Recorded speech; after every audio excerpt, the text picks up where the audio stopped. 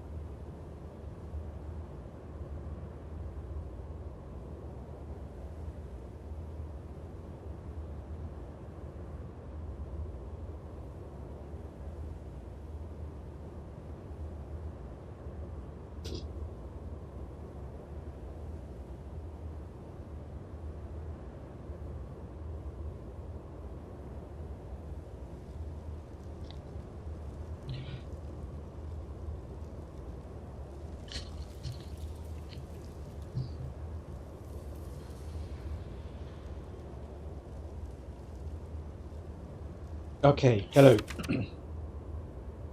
Hello, welcome. I'm Audacious Gaming. Welcome to my live stream of Skyrim Special Edition. Welcome to my playthrough.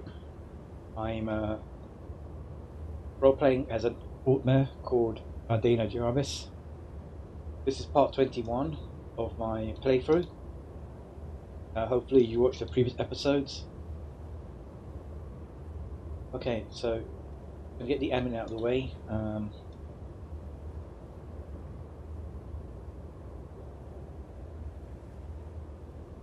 Okay, I need to. I've got to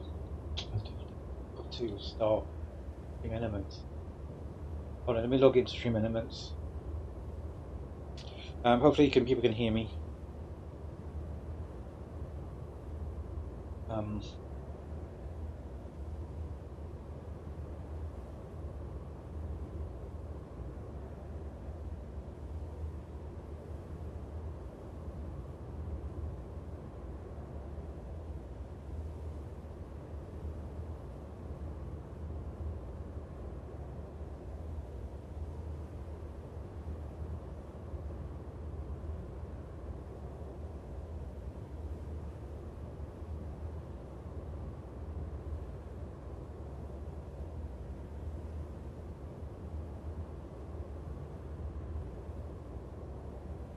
I didn't really prepare this properly. But lazy. Hold on, I've got 10 of all the Elden Ring stuff off. Stream Elements.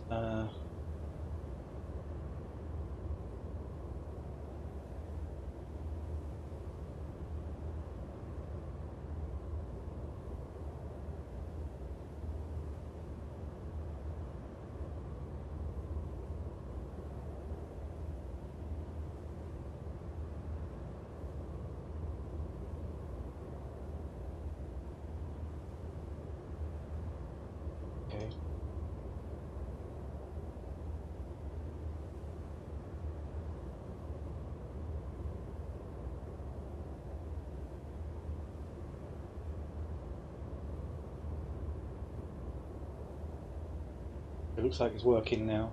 Good. Alright. Yeah, okay, so continue. Hold on, just a bit more admin on. Right, so if you want to support the stream by, I need to change that as well.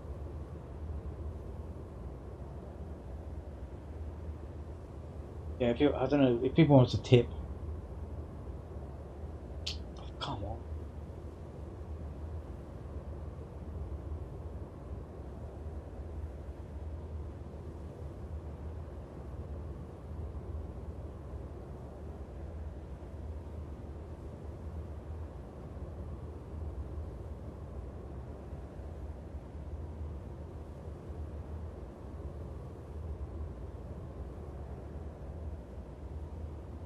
Right, so, okay, what have I done so far?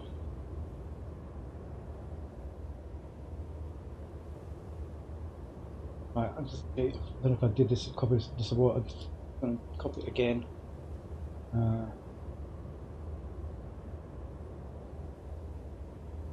Right, so the role playing as an Altmer.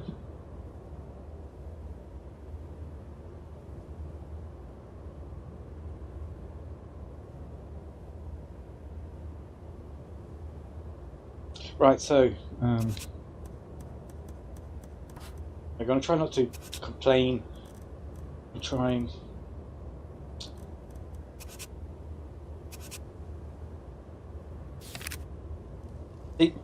With me, when I play a game, I'm not trying to.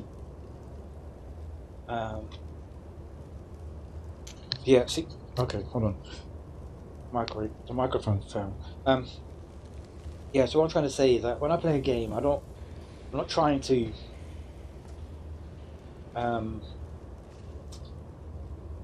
Play the game like I don't know. Trying to explain this properly.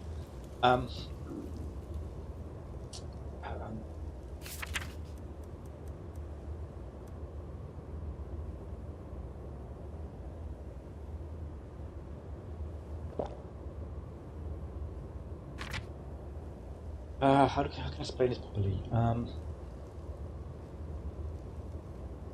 I don't like playing games and just play the game. Trying to play the game as the character and in the world. You know, I don't like just playing games and just trying to get as much level as quick as possible or get the best weapons, or I'm trying to play the game as I said, as a character in the game and doing things that make sense to the character and their sense of morality, their sense of what makes sense to them, Hope that the Draugr won't be chewing so on our bones. Dum dum dum. Yeah, so I try, that's why when I'm playing games, I don't like all the games I play. I'm not interested in running around for the sake of running around. Just so that I hope I'm trying to make myself make sense.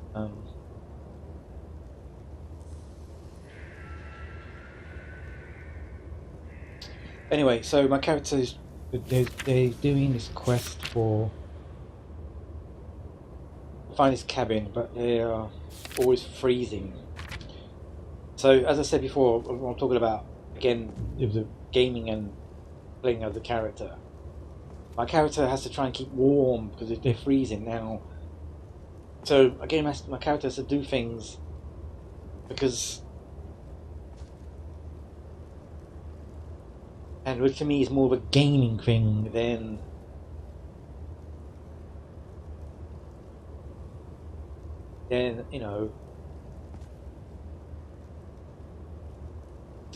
right.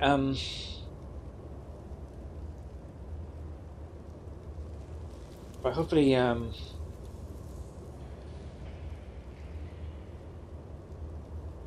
hopefully they're warming. It's warm enough to.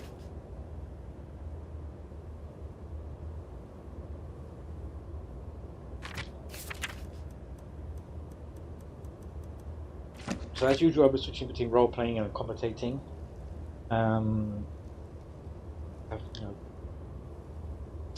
Right.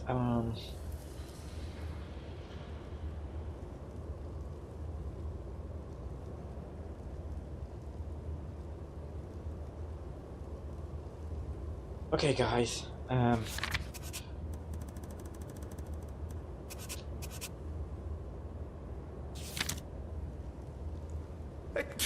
Okay. Excuse me. Alright, let's okay, hopefully we've warmed up. Alright, let's go. Let's head to this cabin for Inigo. Hopefully he can stop all these headaches.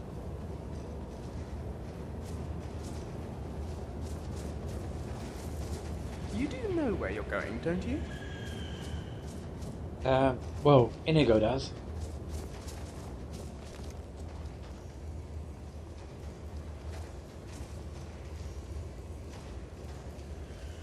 Okay, it's 9:45 in the morning. Okay, good time.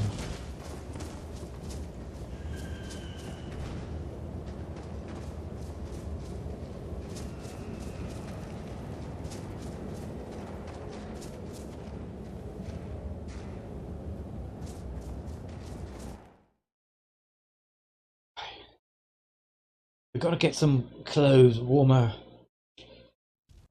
improve on our endurance, or we're going to keep freezing to death. Okay, why is he stepping in a fire? Stop doing that. God, that fire is like someone's attacking me.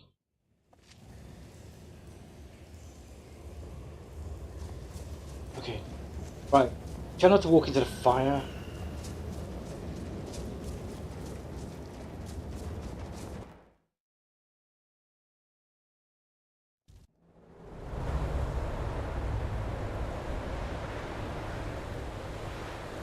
Alright. Okay, guys. Let's go and find this cabin. Okay, so it's over that direction.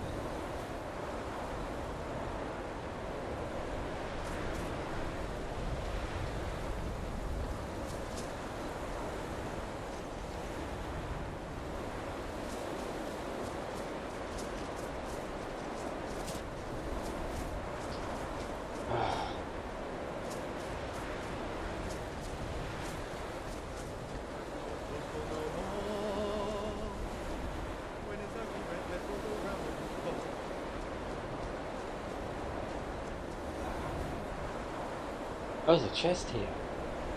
Oh. Oh, look.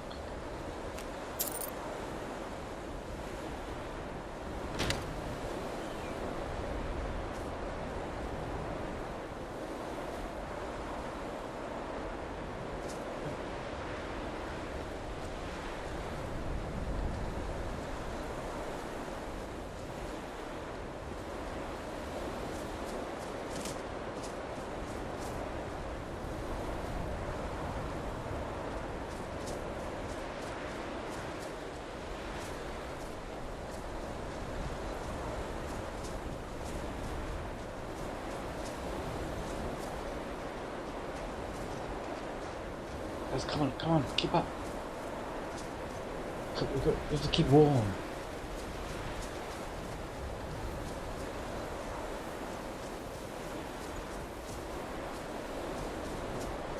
Keep moving.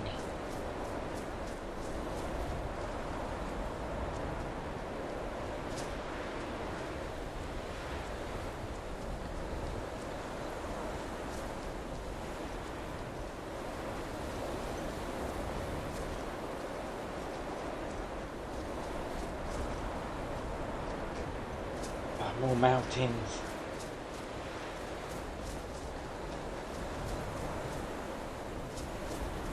Yeah.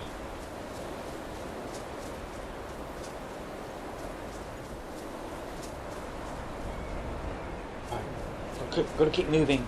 Get to this quickly. Get to this cabin before we freeze to death.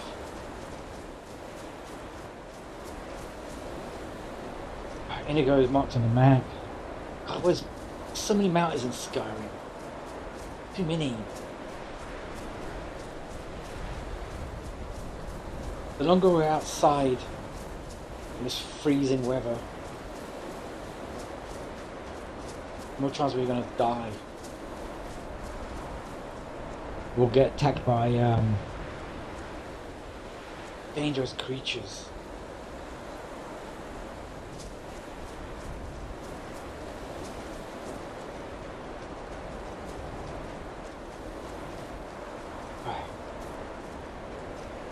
Okay, hope.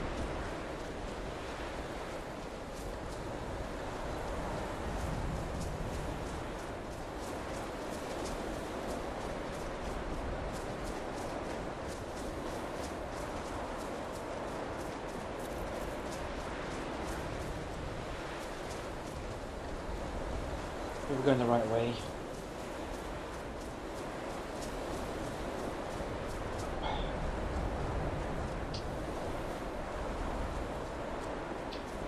Getting chilly now.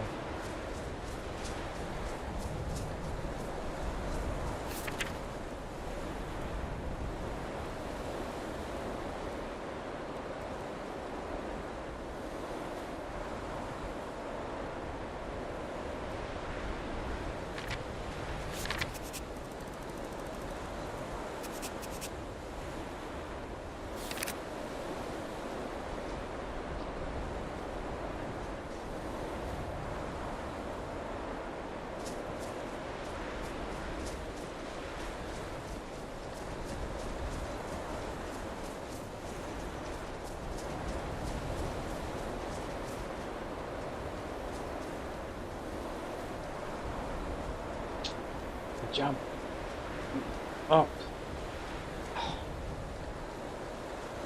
What's this cabin, Inigo?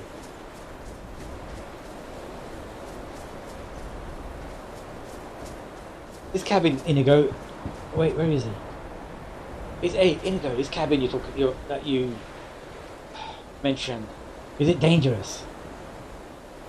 Where's Inigo? I mean, where's Hoff?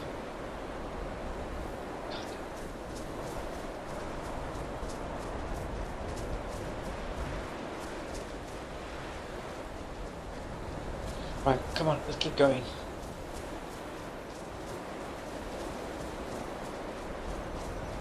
Hope we're going the right way. Let's remember, I'm not looking at the quest marker. Well, I am looking at the quest marker, but my character obviously can't see a quest marker.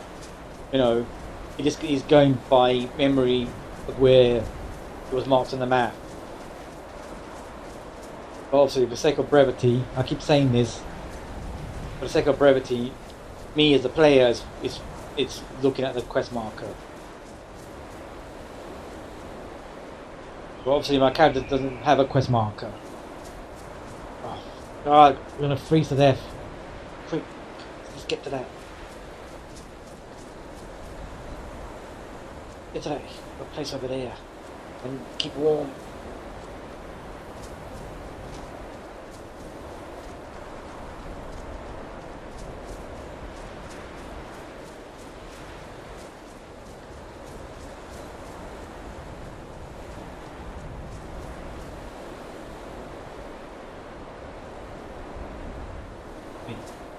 Okay, what's in here? Oh no, there's a lever.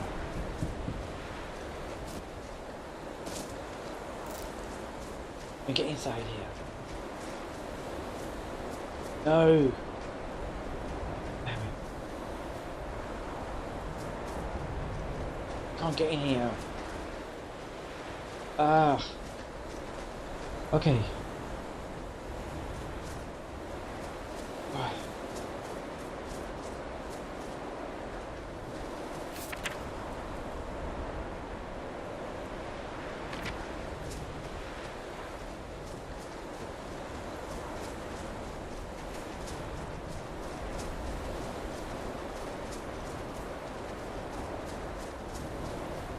Okay, let's go this way. Okay, we've been here before.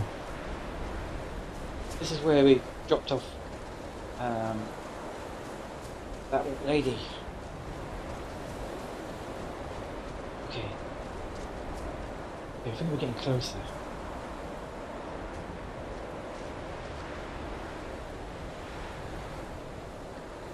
There's a crow.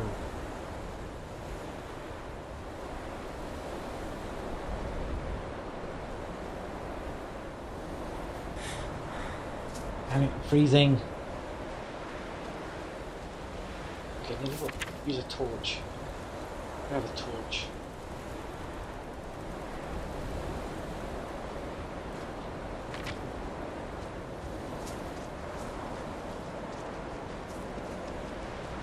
Okay, I think we're getting closer to the cabin. In you go.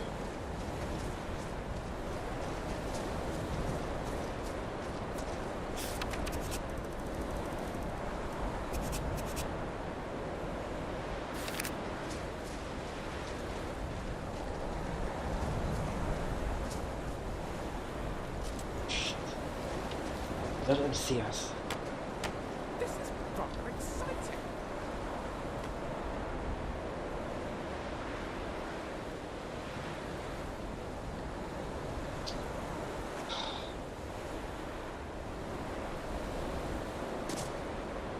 Oh, mountains.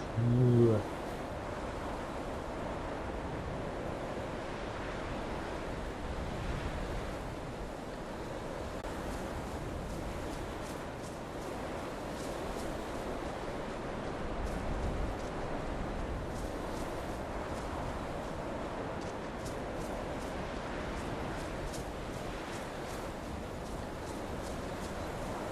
We're getting, hopefully getting closer to this cabin.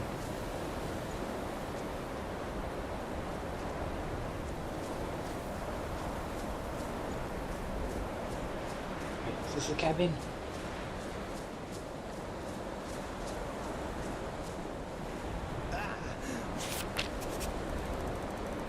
Okay, sounds like this.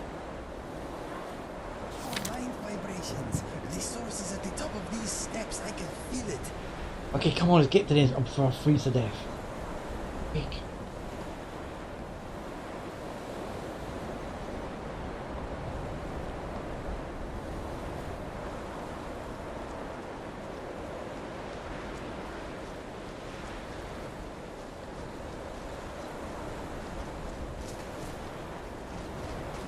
Thank the gods. I am not crazy. There it is. The cabin I saw. My friend, I bet you 100 septims the door is locked tight. I think I have a solution though. Okay. We could just knock. Maybe there is danger inside. If Oh, there fine. is, I would rather it did not know we were coming. During one of my painful episodes, I said, "It is under the rug." Remember? Give me a moment. Okay.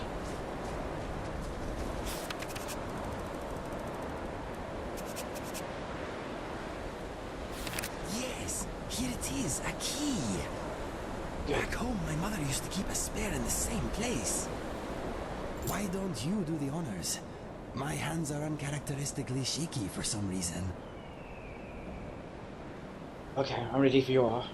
Okay, let us see what is inside.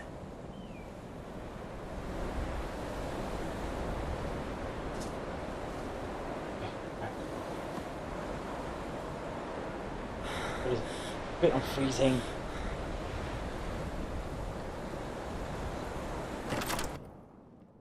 Better be warm in here. Is that a picture of me? What is this place? Let us look around. Well, what it is, it's warm. That's all that matters. Okay. Alright. That's what I care about.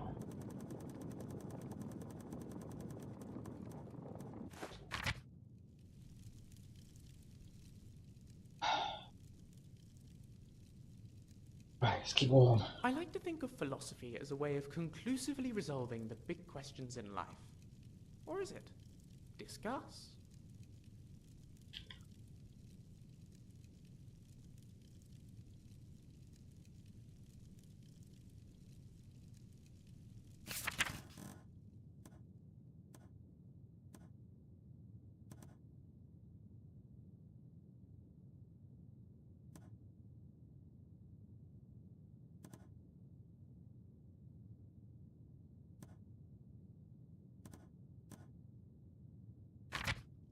Right, I'm gonna keep warm.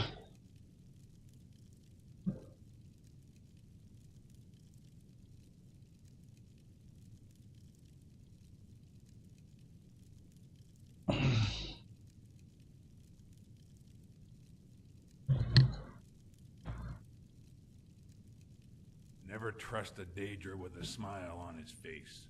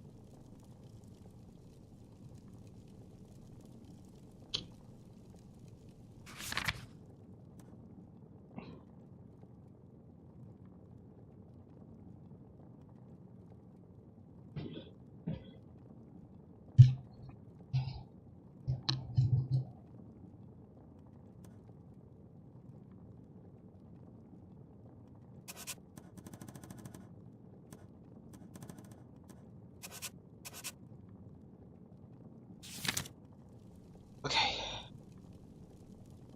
Put the torch away.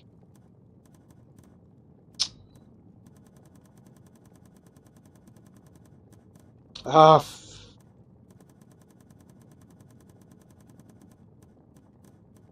Oh my god, fucking hell.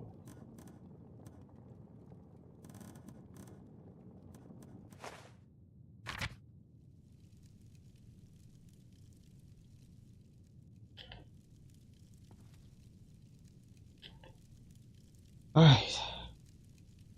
Wow. Nice place. Okay, you got a arcane enchanter here. But there's a stuff here. What's with the skulls, Inigo? Anyway. This is unsettling, but I do not sense danger here. That man over there, I saw him during one of my episodes. What man?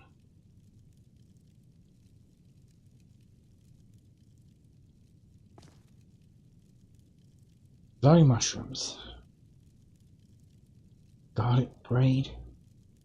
You don't mind if I take this stuff, do you? You got loads of potions. What is this? What is this place? Is this what? Oh, this man.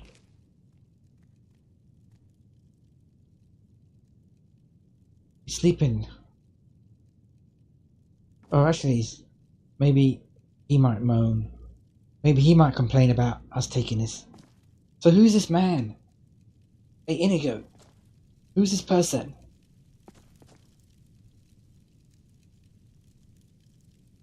Let's remember, my character doesn't trust Inigo. My character is still about 75% trust with Inigo. Hopefully you watched the previous episodes to know why that's the case. So what? This room smells like forgotten memories. Maybe we should wake the owner. Why don't you wake the owner? This room smells like forgotten memories. Maybe we should wake the owner. This room smells like forgotten memories. maybe we should wake the owner. Alright then.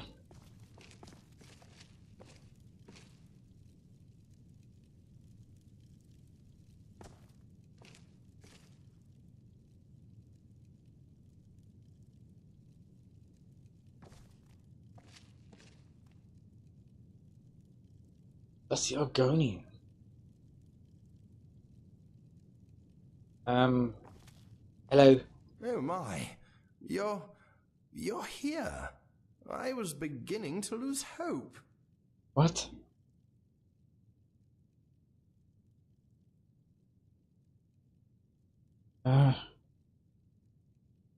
Okay, before I agree to help you with anything, I want some answers. What? No, not you, you silly elf. Him. Hey, don't Get call me out of the silly. way. No! Who you talking to?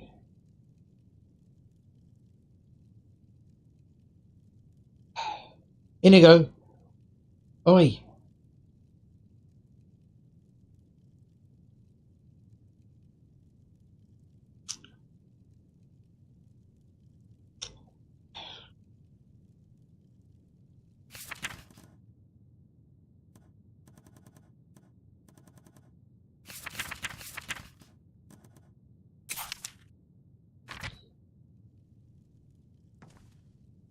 Inigo, is it really you? Or am I dreaming? That is my name.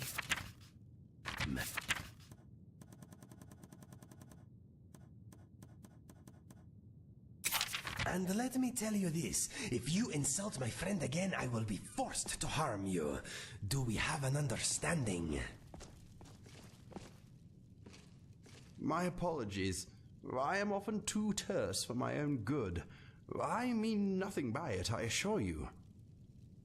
Okay, my friend here is a fantastic adventurer, unsurpassed in many areas. She deserves your respect. I see. Well, I'm sure you make quite the team, Inigo, but it's you who I've been seeking all these years. I'm so glad you're still alive. Who are you? Why have you been seeking me? My name is Langley. Langley Longseer to some. Dear boy, I have much to tell you. How did you find me? I started to get brief, painful visions a while ago. They showed me flashes of this place. And you.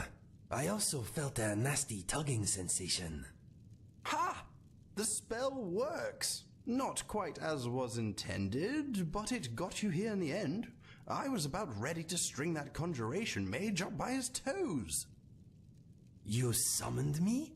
I have to tell you, your spell needs work. I've been trying to locate you for quite some time. I even traveled to Riverhold. I found your parents shortly after they died, gods rest their souls. Oh dear, you do know about that, don't you? They were killed protecting a trading caravan. I heard. You were there? Yes. I am so sorry for your loss. For all your losses. In a way, I've been traveling with you. Just a step behind. Did my mother and father die well? They met their end with dignity. I was the one who found them, and I made sure they had a fine burial. They died holding hands. Why were you there? Were you looking for me even then? I had hoped they could lead me to you. I continued to track you for years. Then the trail went cold, after I found your brother. You found Fergus? How? Have you always been hiding in my past, haunting every step I take? Why? I do not know you. What do you want from me? I've come to know you very well. I am your friend, Inigo. Perhaps the greatest friend you have. We are destined to work together. I already have the only friend I need. You don't understand. There's a great evil coming. I don't know when exactly, but it is close. I've seen it in my dreams. You are there too. You are the champion destined to destroy the Doomstrider. What? What are you Dooms- talking about? The Doomstrider? Yes, the very avatar of destruction and death. The demon that has plagued my dreams for decades. I need to sit down. Take a seat, rest, and I'll tell you all I know. I've been keeping a note of everything. I am sorry, my friend. I need a moment. My legs are a little wobbly all of a sudden. Go and sit down. It is a lot to take in, I know. Make no mistake, Inigo. You are safe here. You both are. Inigo and I have much to discuss. I don't wish to be rude, but perhaps it's best if you leave us to it for a bit. In fact, if you could do something for me, I'd be most grateful. I'd rather stay with Inigo. Inigo may trust you, but I don't know you at all, and I'd rather speak to him alone for a bit. Much of what I have to say is personal. If you're half the friend he thinks you are, I'm sure you understand. No. I'm not asking you to go very far, I just need you to get something for me. No. What do you need? Eggs. What? Eggs! You know, birds lay them. Snow thrush eggs, to be precise. 6 should do the trick. They often boost my visions, allowing me to see further into the future. If Inigo is here, then maybe the Doomstrider is finally preparing to strike. We must be ready.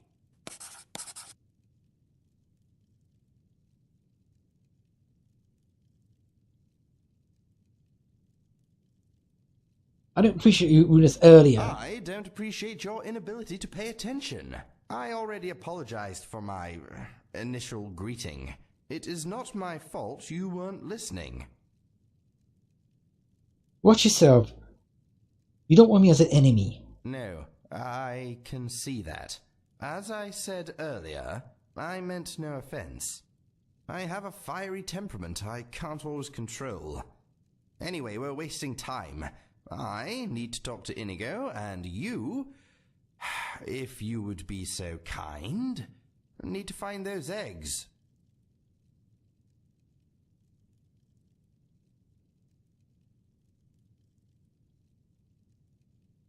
Okay.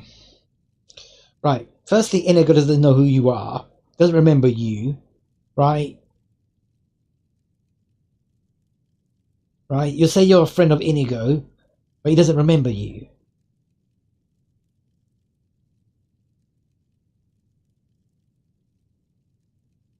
Okay, where do I find these fresh eggs? There are at least 8 nests outside my home.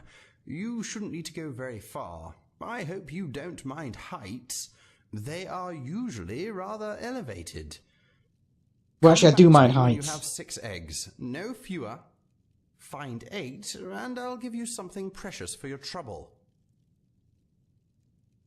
Okay, what is the I Doomstrider? don't know. Maybe in time we'll find out together. Go on, go and get those eggs and let Inigo and I talk a while. Okay, I'll go get your eggs. Remember to search up high, and try not to do yourself a mischief. No, what I'm gonna do, I'm gonna take everything from you.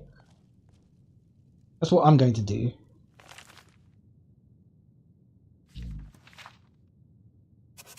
Ode to the Tundra Striders by Unknown, a poem dedicated to giants. O mighty Tundra Strider, how you and your mighty tusked beast silhouette against the great orange expanse. Thundering footsteps herald your herd, man and beast blazing trail together. One in nature, each relying upon the other, more than just man and beast, but equals who need one another to survive.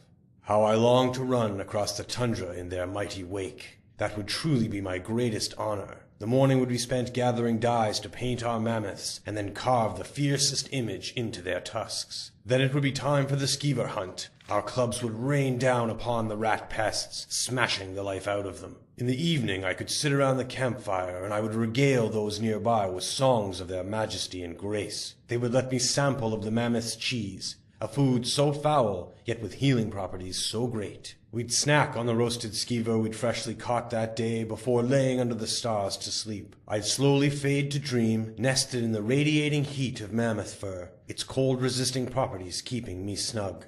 What a grand time we would have.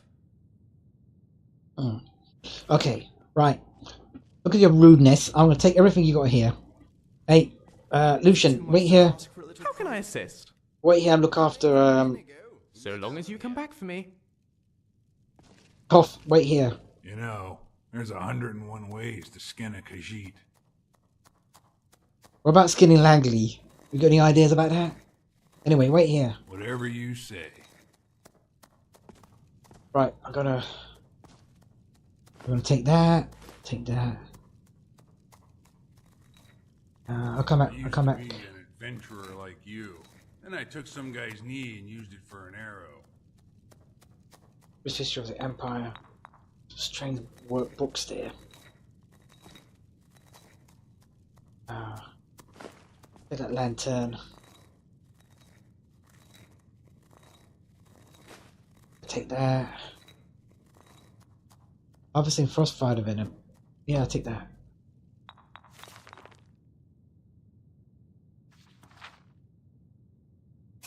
Harvesting frostbite spider venom.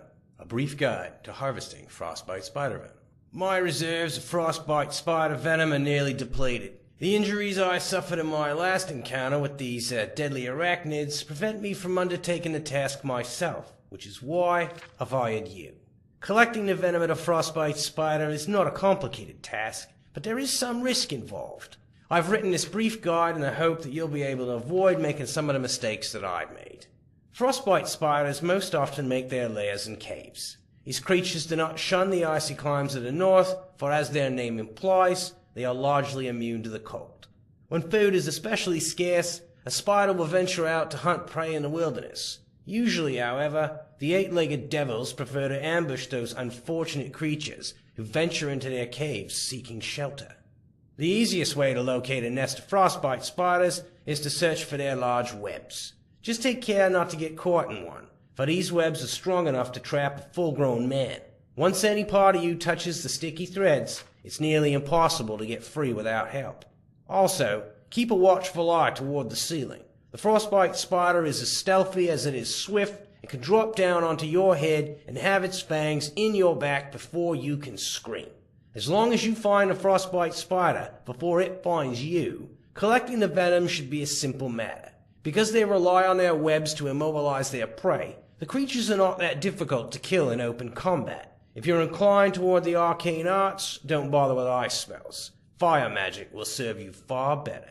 With that, I will say farewell and good hunting. Remember, any loot that you find in the spider's web is yours to keep. Oh, and the larger the hole, the larger the spider.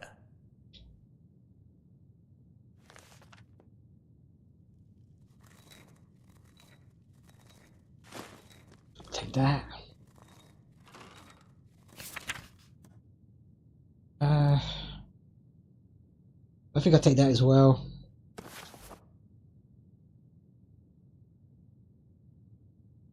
Yeah, actually I'll take them all. Take that as well.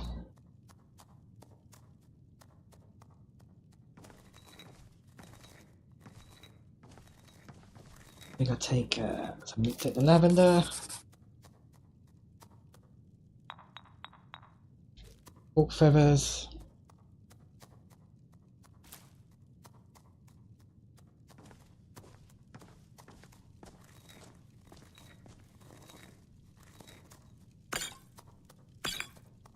This is payment. One for your rudeness.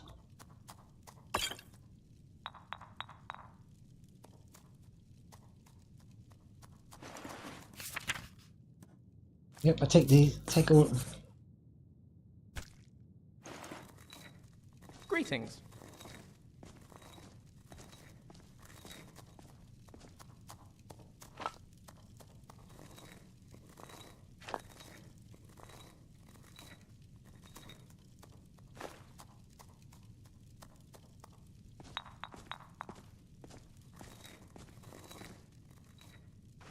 And payment for free payment for collecting these eggs.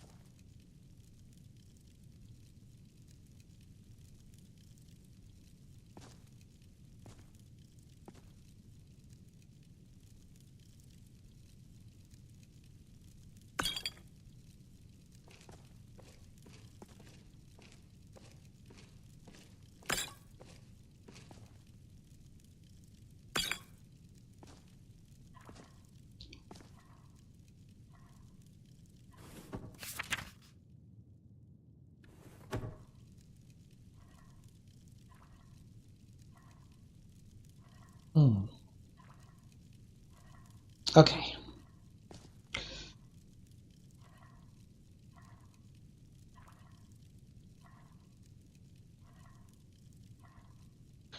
Right, let me taste these okay,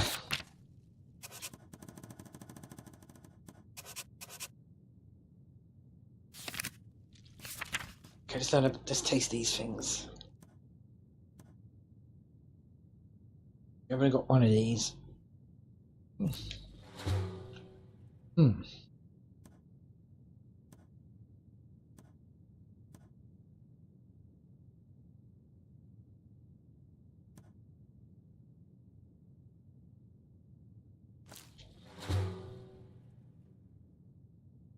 Nice.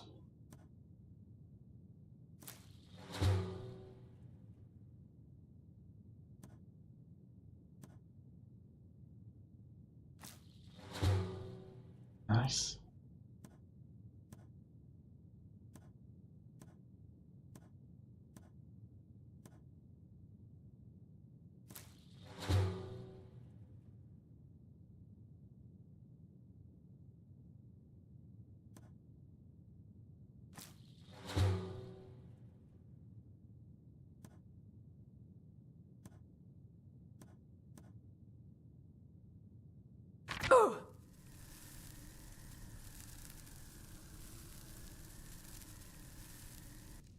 Okay.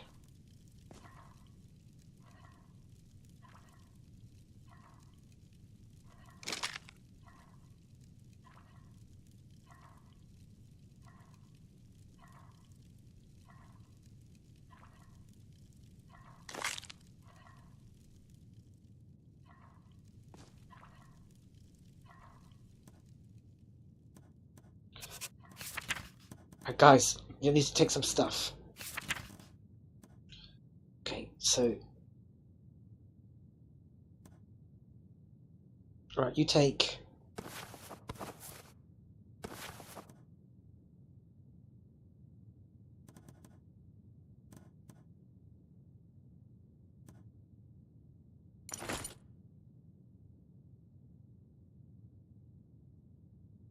that. Right, how are you with potions? Ravage health.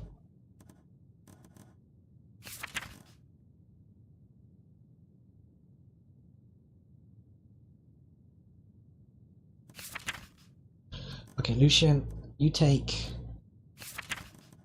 this.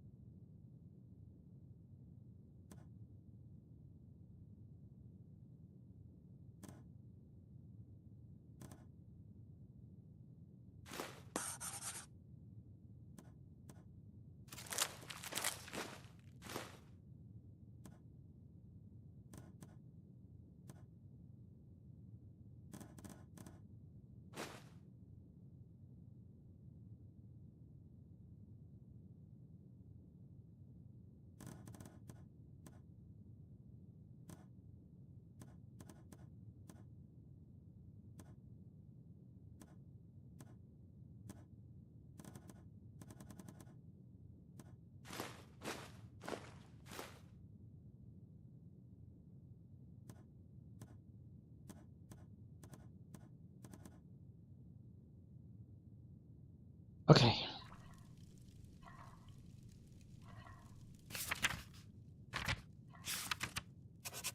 Right, let me go and find these eggs for this Langley. Right. Okay. I'll find 6 snow fresh eggs. Right.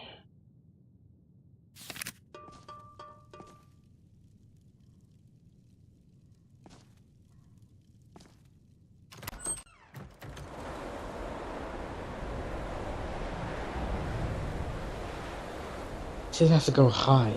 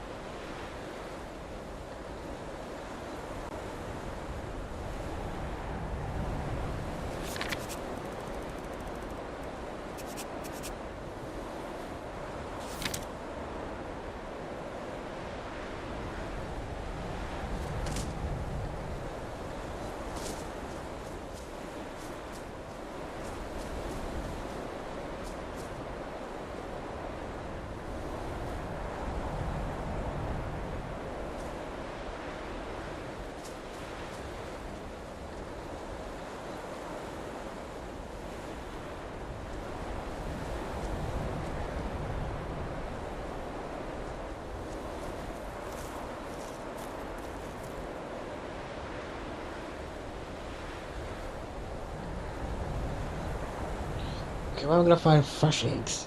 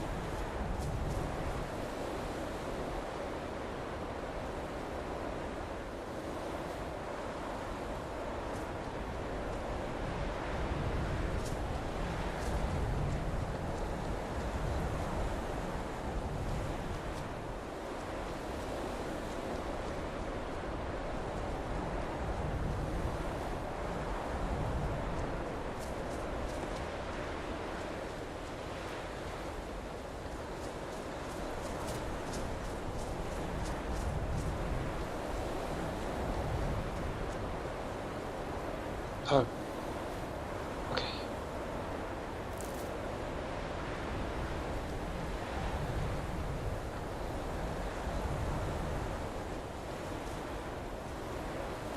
And one.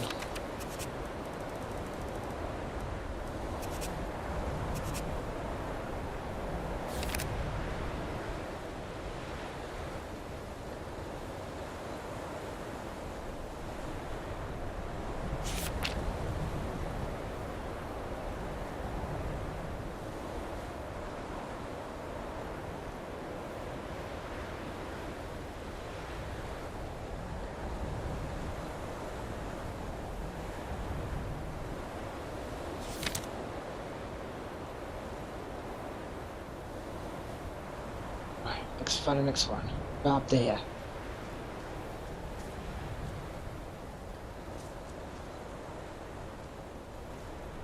This is ridiculous. Got fucking fish quests. Gotta go. Ugh, annoying.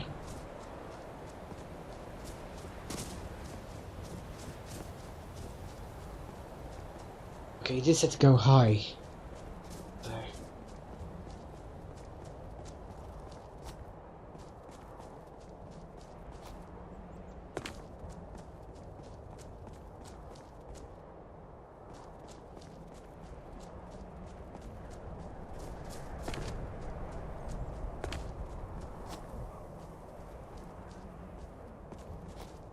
Okay, luckily the weather's not that cold here.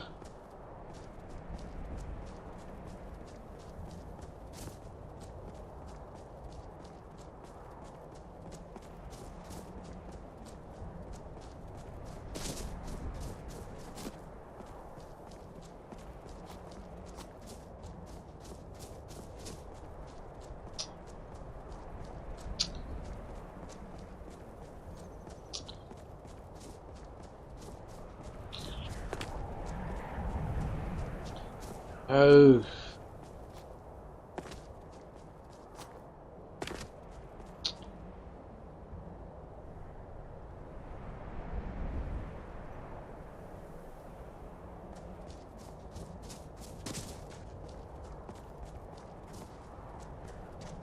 What about here? Wasn't it fresh eggs here?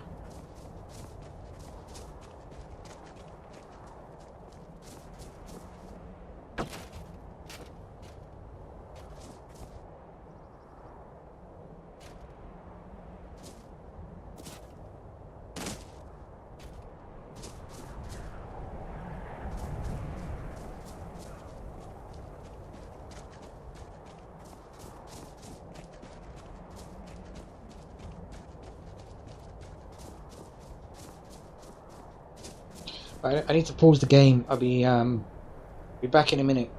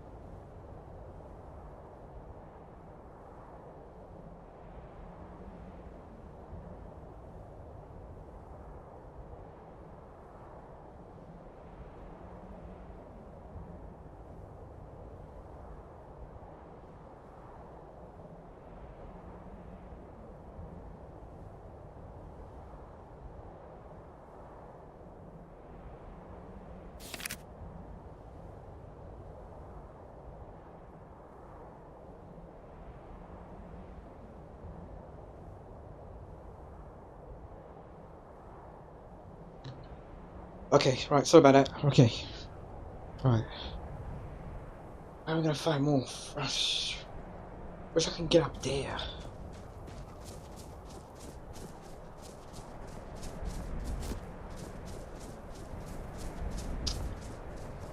What a stupid quest this is. Fucking hell. Why did they choose a fucking quest where you can't climb? It's ridiculous.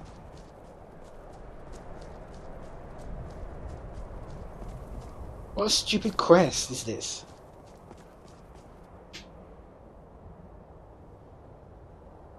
You can't climb up there.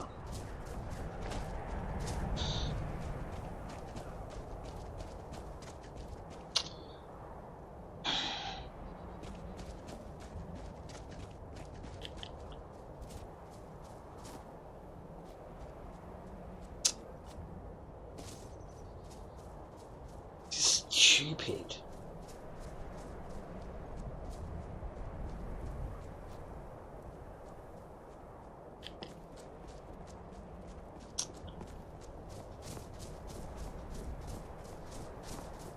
Right, fuck this. It's a stupid fucking quest. Right, I'm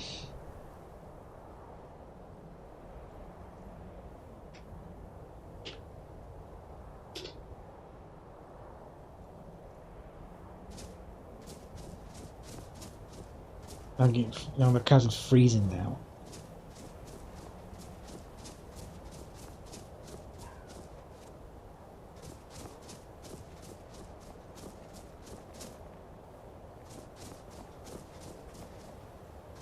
Oh, we're back here. Ugh.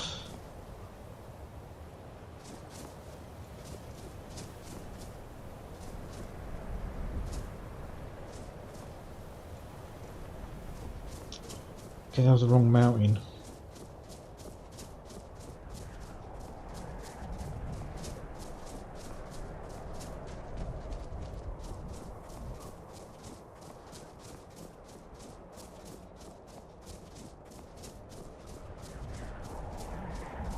Alright, let's go stay here.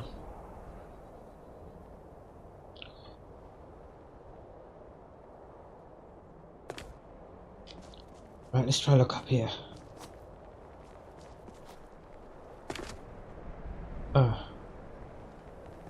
Okay.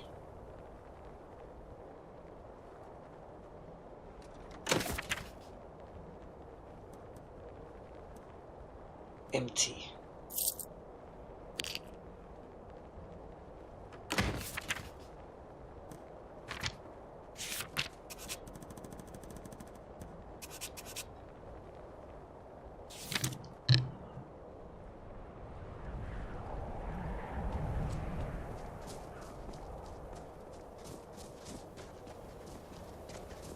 What is that?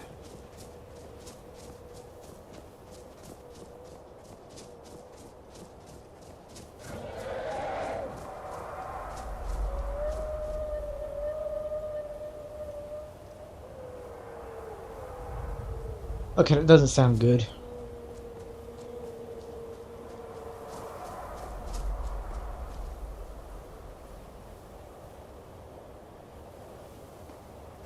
Oh no. Damn it.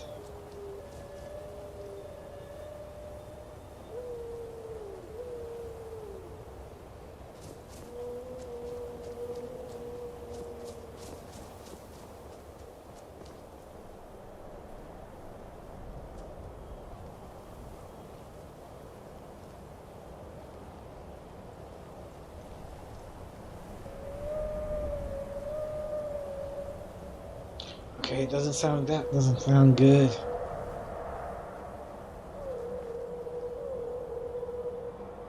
Wow. There's a dragon. Now, is that the Shrine of Azora?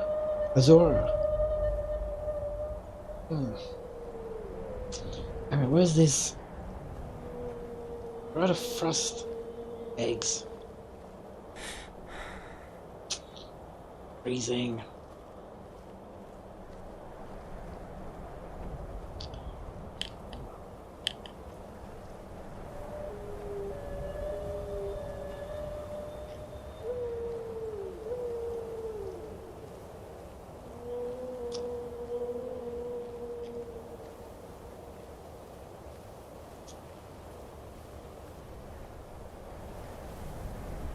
This quest is ridiculous.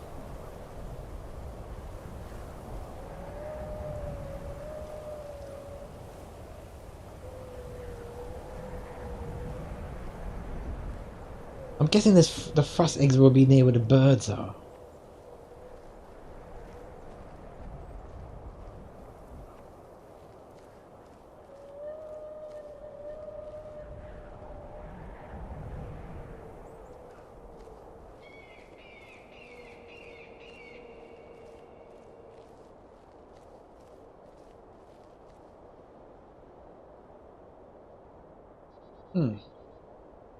Nice view.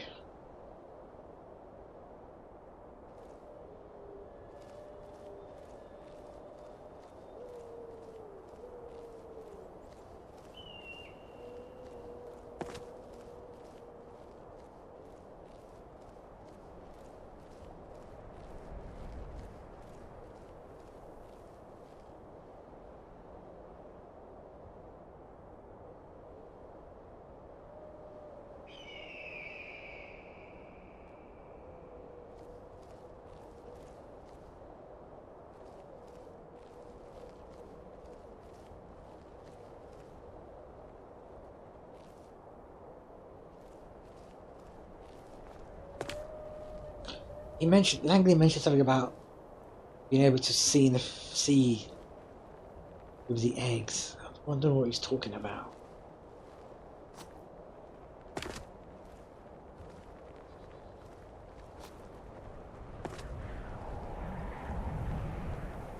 Yeah.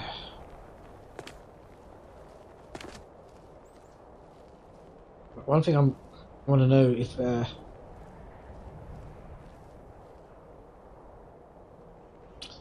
damn it, there was a room.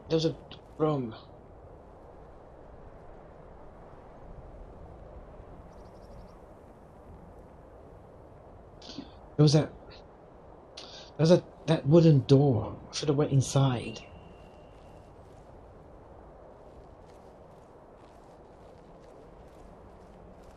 I don't think I'll find any eggs there, but I should have looked inside. Oh, here it is. Right, quickly go inside here.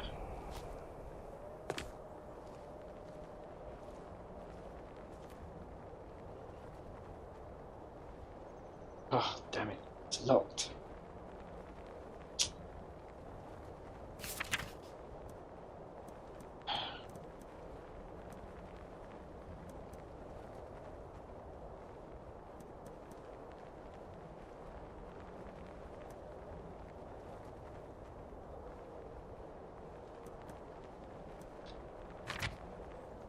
Just quickly,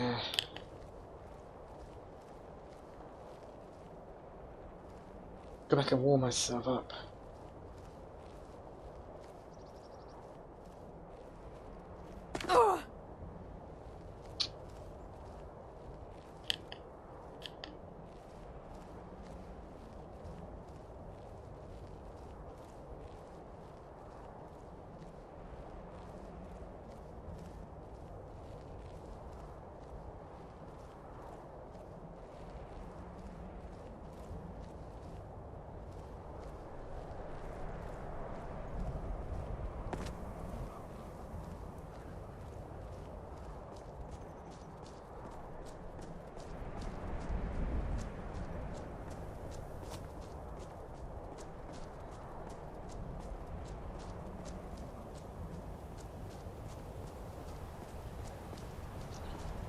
This is ridiculous.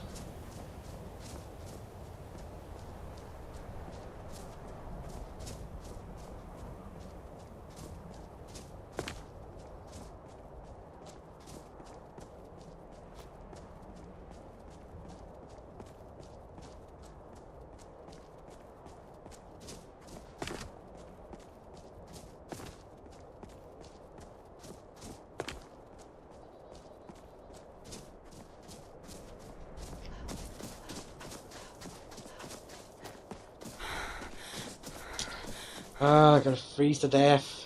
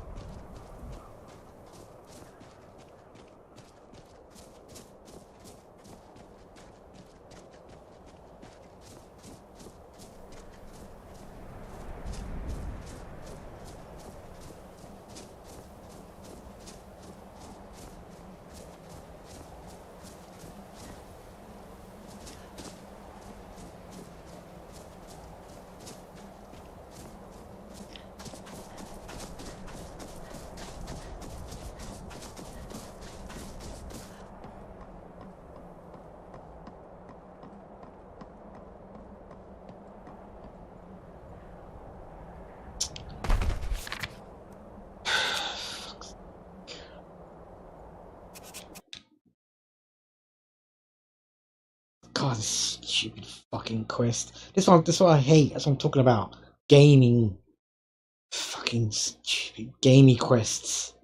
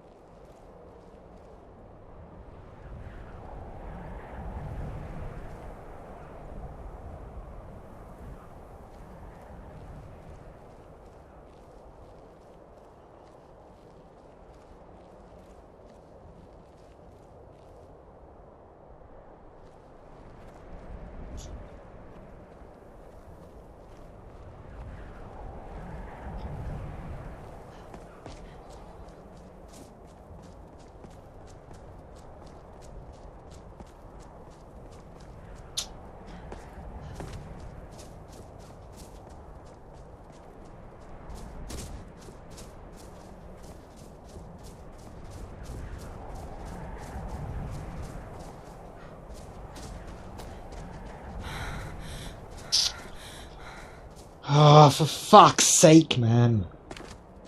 Obviously, the stupid fucking quest didn't obviously incorporate Frostfall, did it?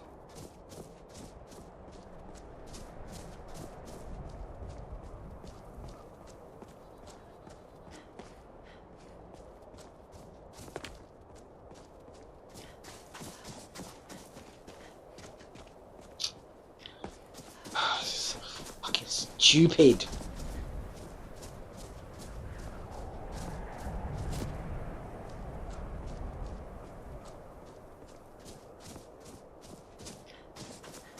And also didn't fucking incorporate the fucking stupid terrain and the stupid game that you can't fucking climb.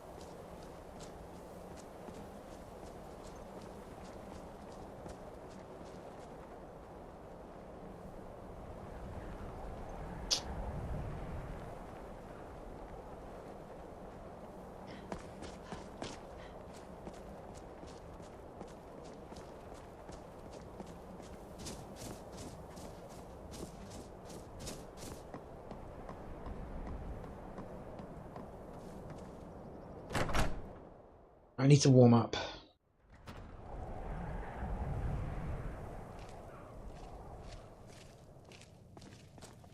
I need to warm up.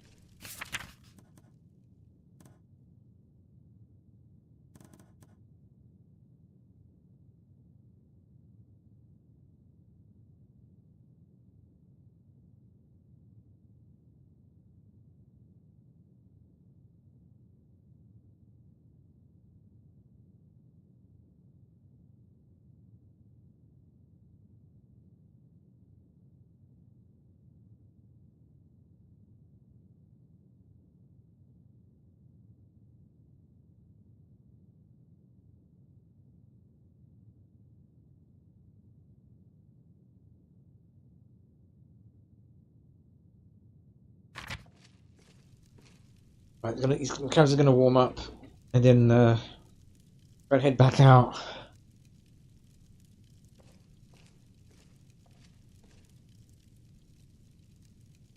And try and find these eggs.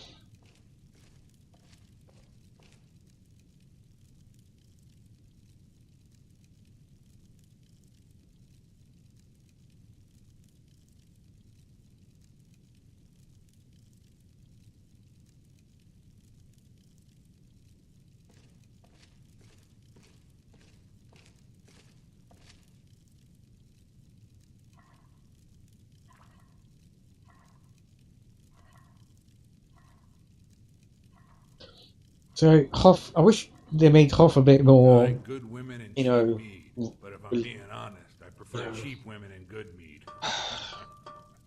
what's the word? More interactive with the environment. You can stand in like a zombie. What zombie? Something like a fucking. Oh, it's ridiculous.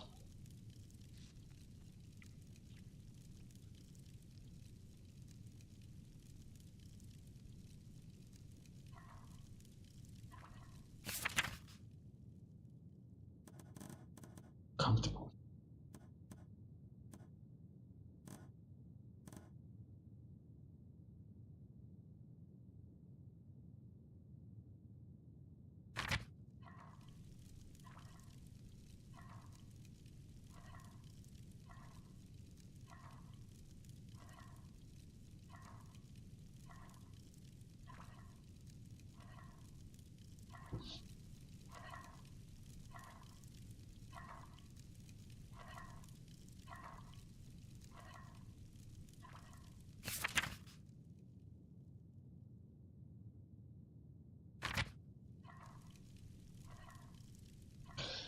Right.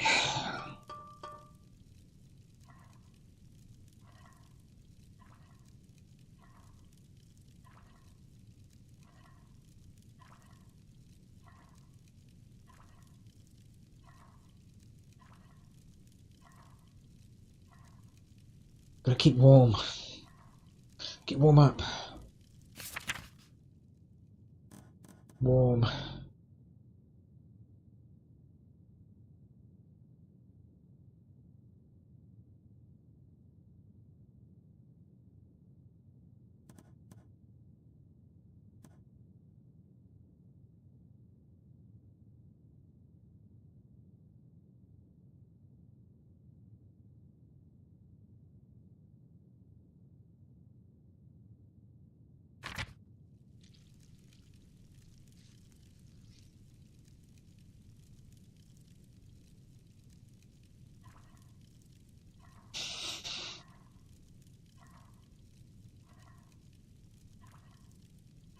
Fine.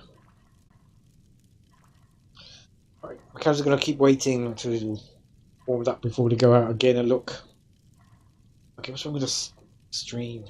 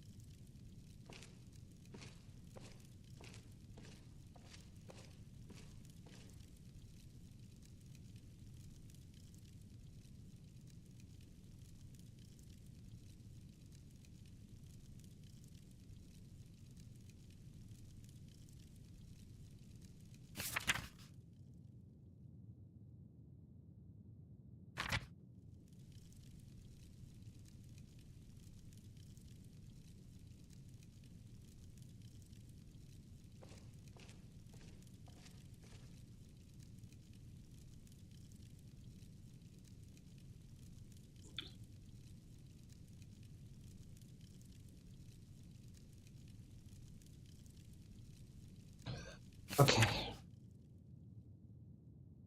Right, I think.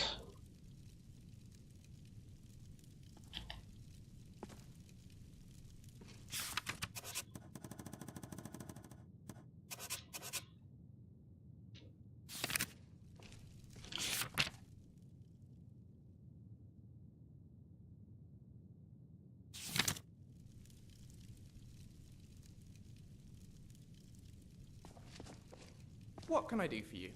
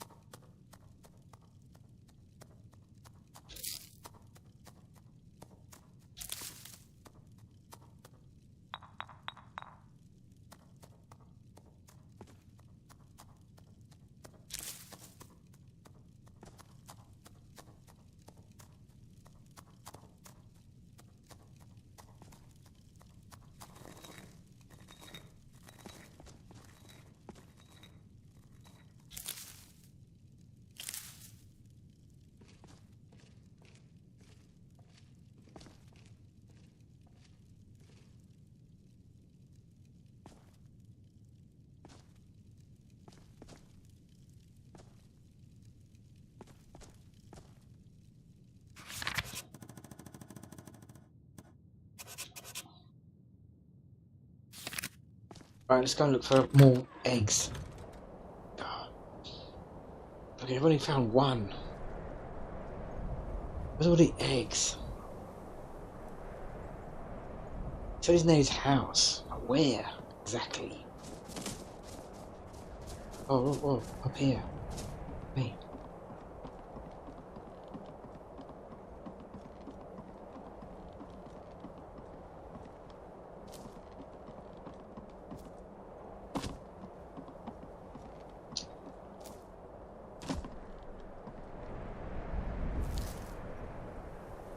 Two.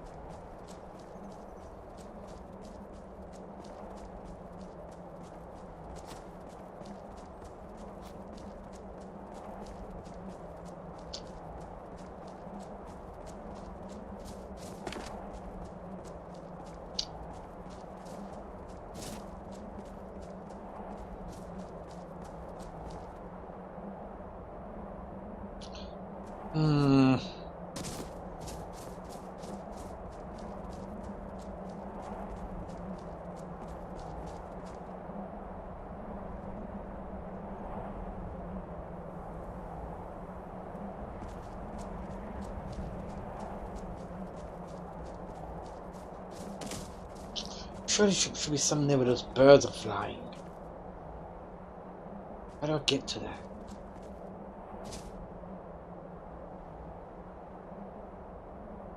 Okay.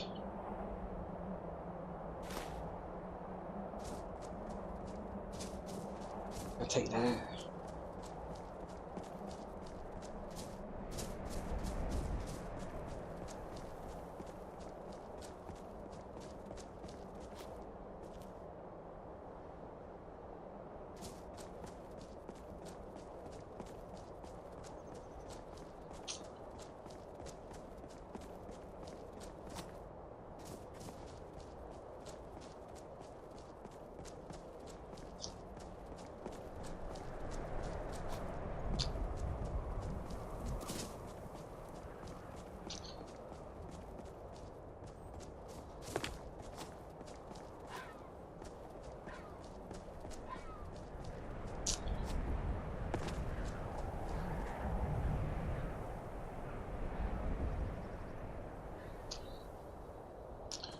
Ah, come on. What are all these eggs?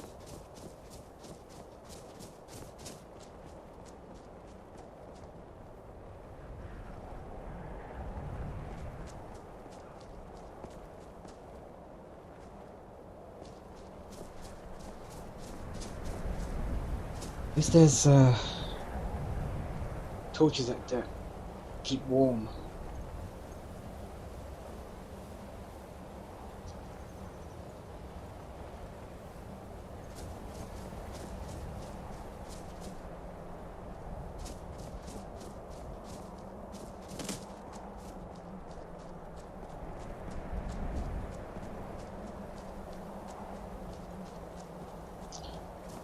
Where are we gonna find the eggs, man? Where are the eggs?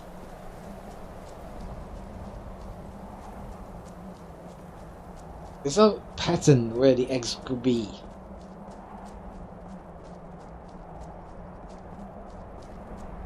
Could be just fucking anywhere. No logical sense for where the eggs would be. You think they would be where the birds are flying. Because it looks like they're any there.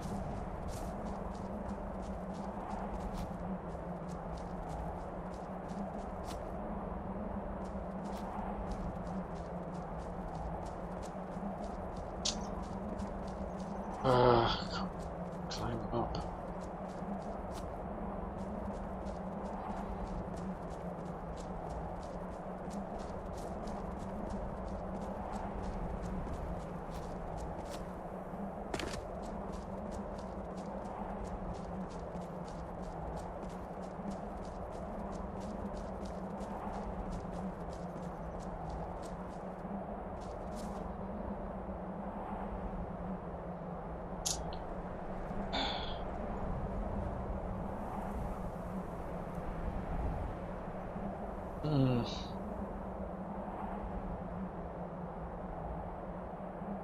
Well, my cat's feeling chilly. Okay.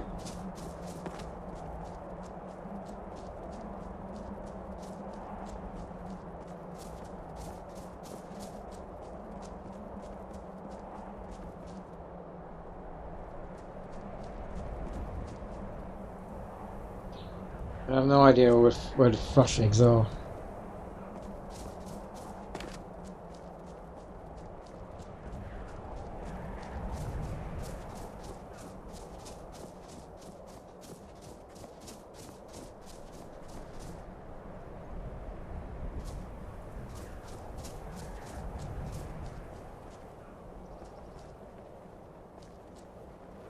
To go high.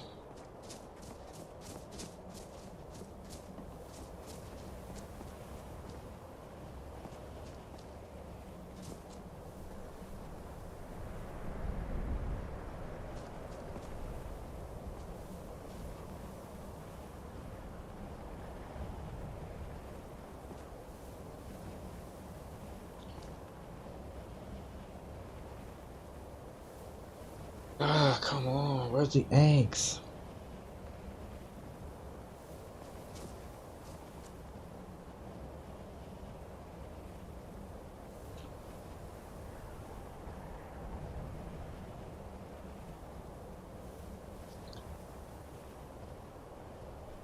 Okay, where do you go to get the eggs? Where else can you find eggs?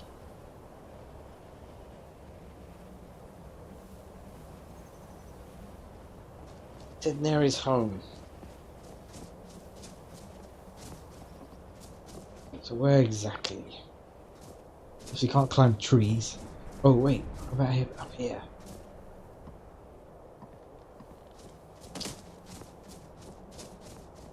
Cheat code. Let's go back up here.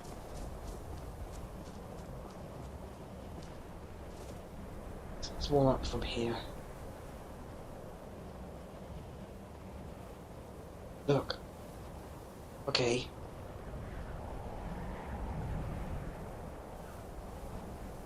I think there might be some eggs there.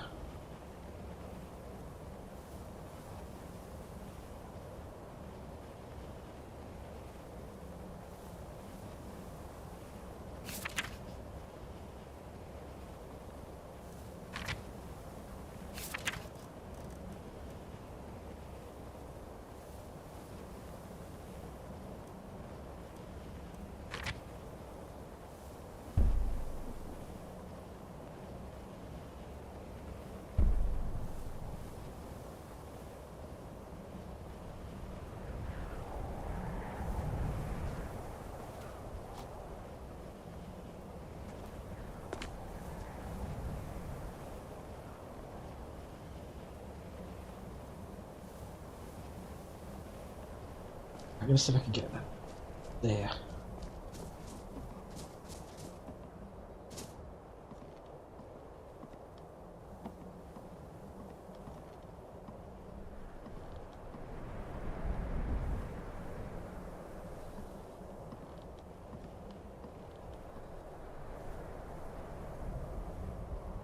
Any eggs here?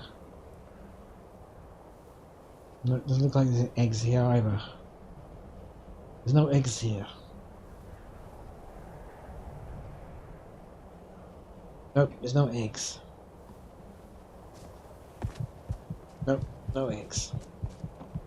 Okay.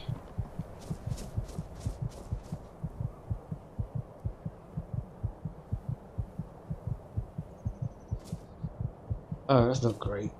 Go down.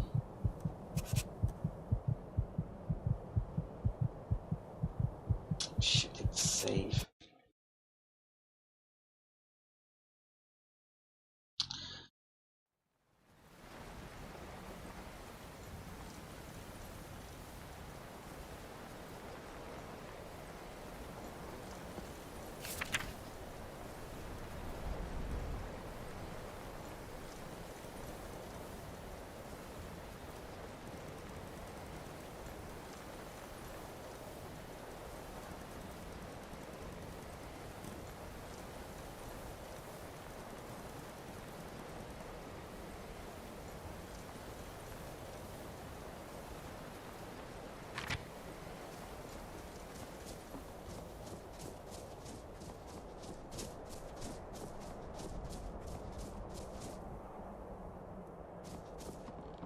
Making sure.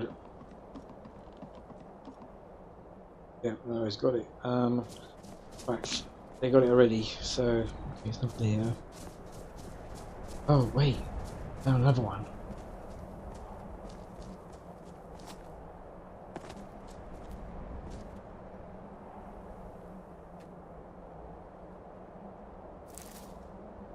Okay, found another one.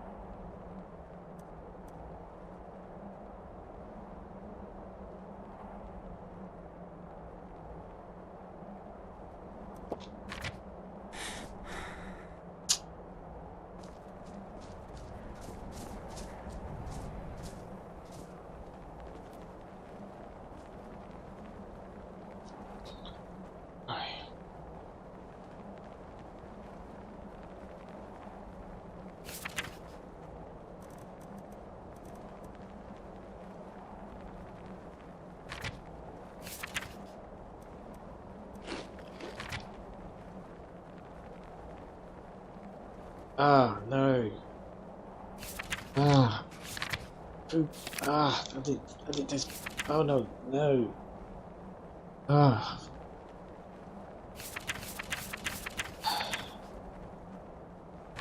Ah. That was horrible. Ah.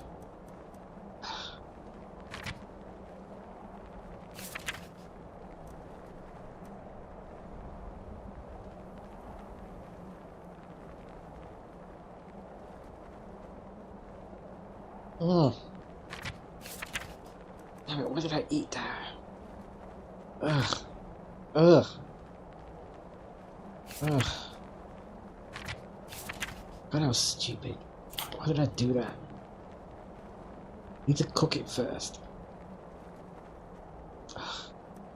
Okay, lucky I got this.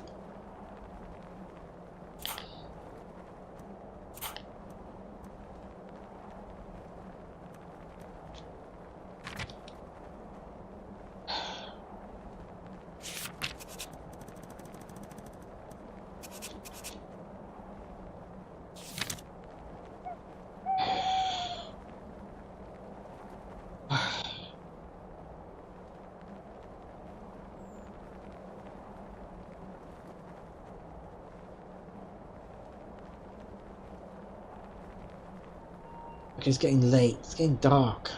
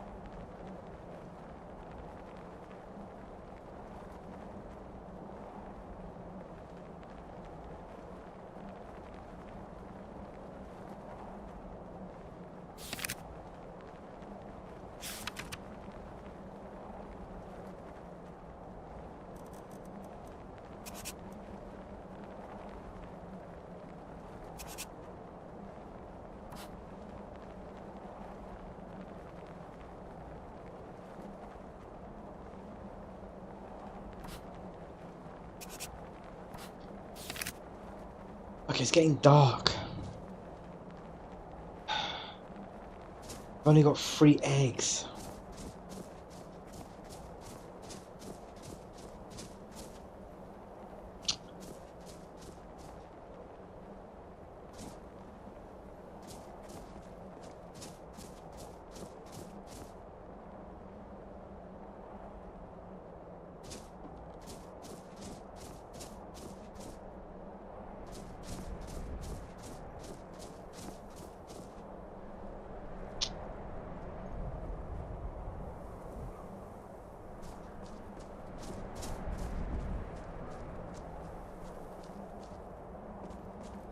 Oh, another one. Okay, 4.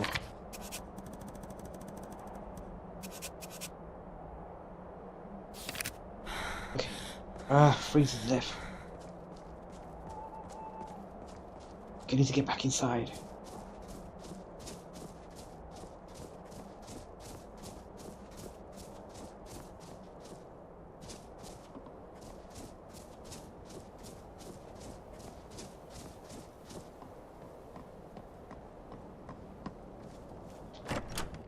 Right.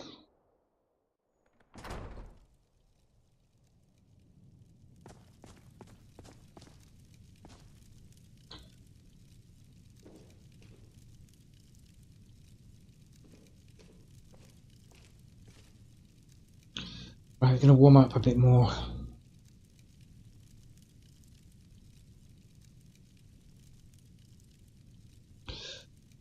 Right, see, unfortunately, as I said, this quest is ridiculous because of the I once knew a guy who survived in a dark cave off raw fish for a month just to find his stupid ring. I'll tell you about it sometime when our fellowship travels the land fighting orcs and elves.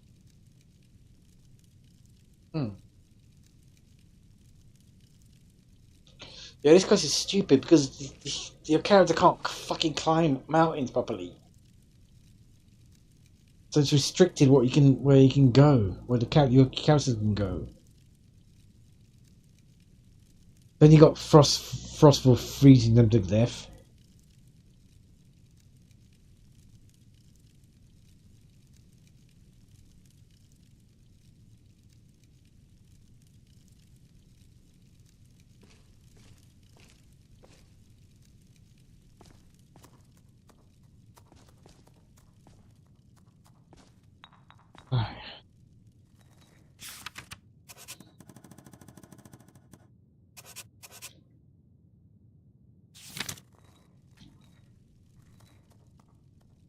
Well, this is awkward.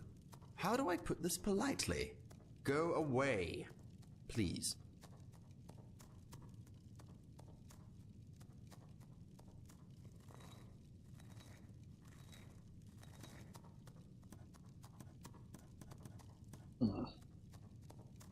Okay.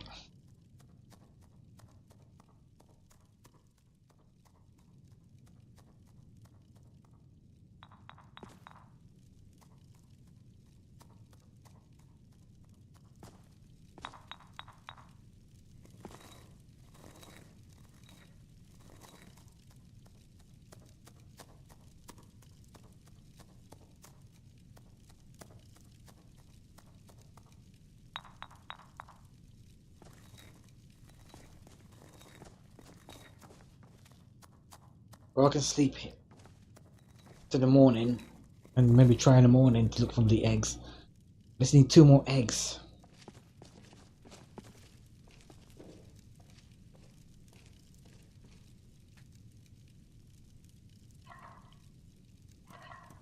Okay, cook these clams.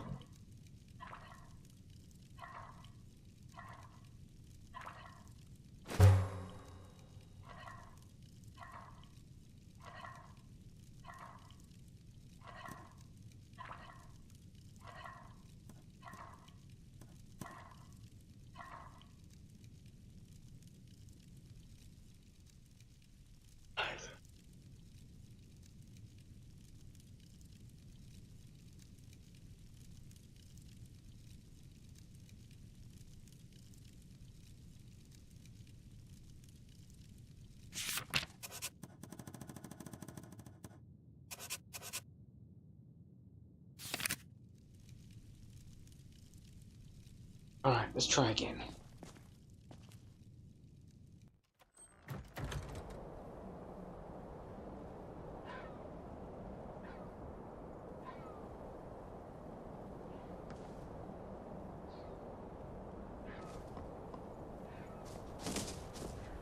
Okay, we're gonna find more eggs.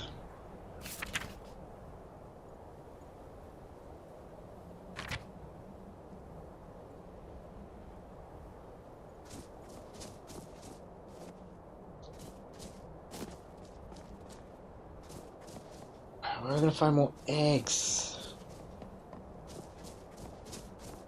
To Neri's home.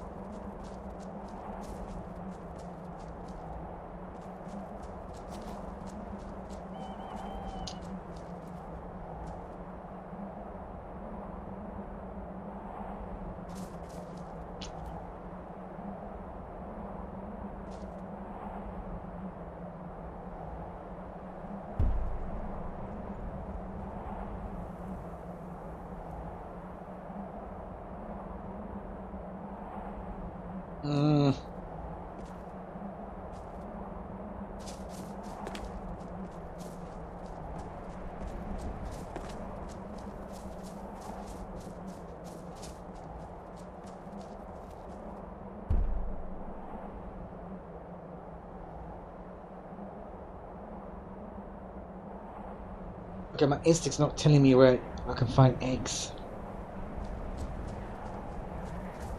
Can't seem to, my instincts can't seem to find anything.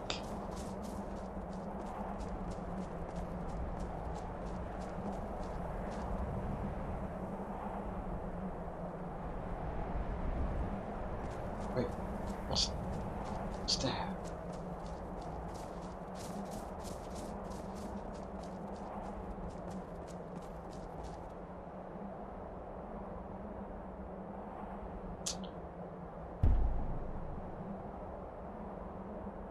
Nope, can't see anything. Not sensing anything.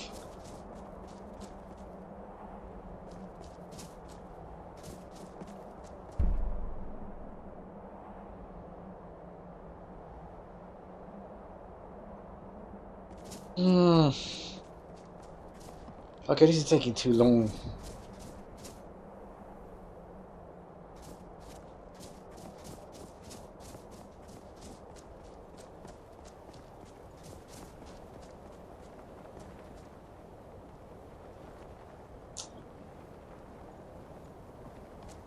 This is taking too long.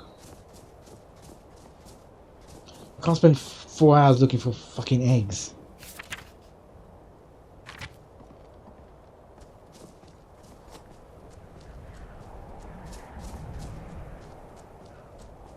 My character's wasting too much time. Because especially as I said before, you're restricted to where you can look, where you can go.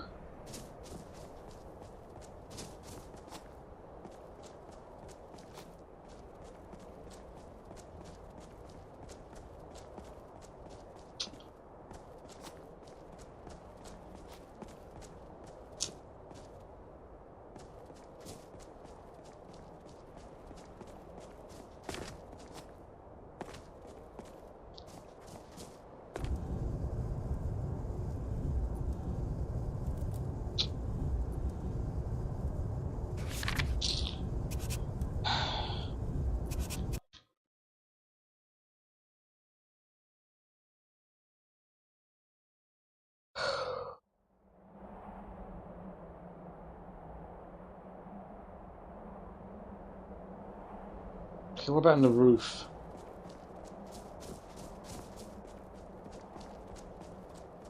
Anything on the roof? Oh look, there's one on the roof. There's one on the roof. I did not see that when I was 4. How did I miss this?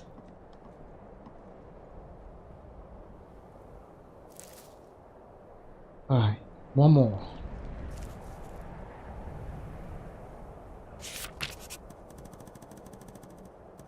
I'm gonna give 5 more minutes.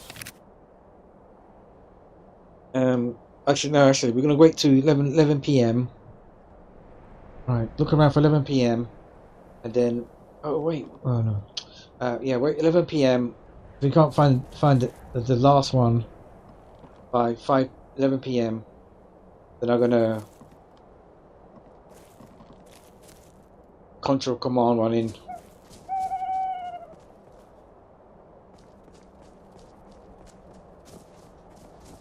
One more. Right in here.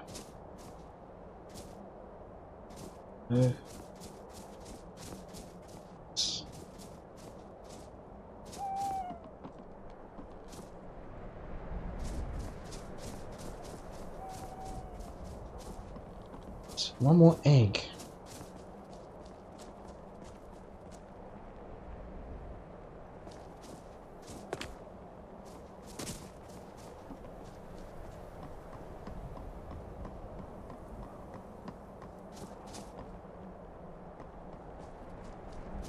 I'm feeling chilly.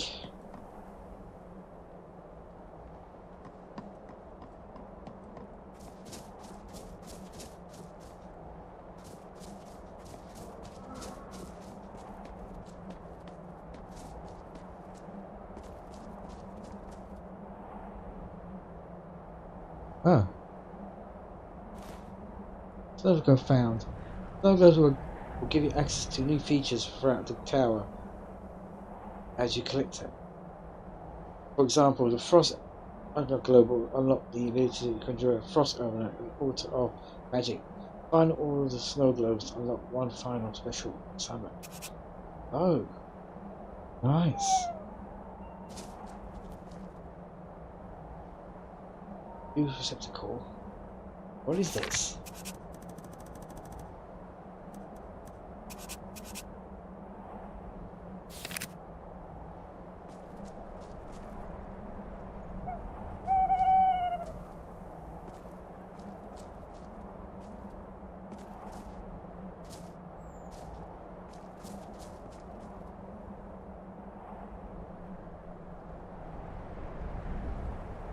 That's a sword.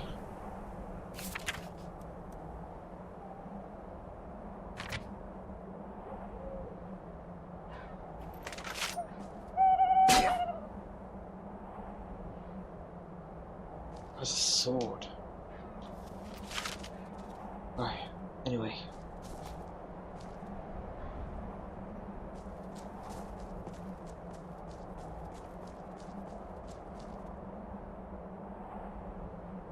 Keep looking for these eggs.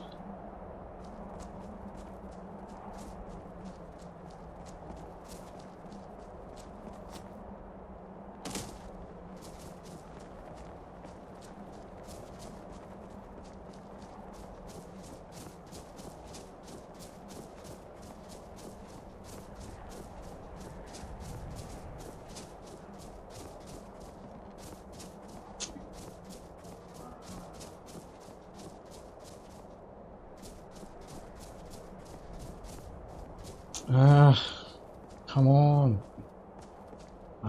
Getting very cold again.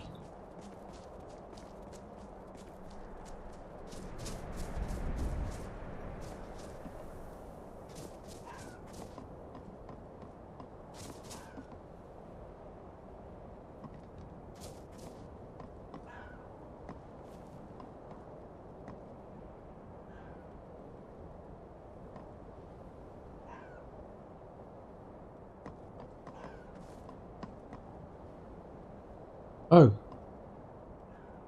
Found him. Yes. Nice. Oh, good. Alright.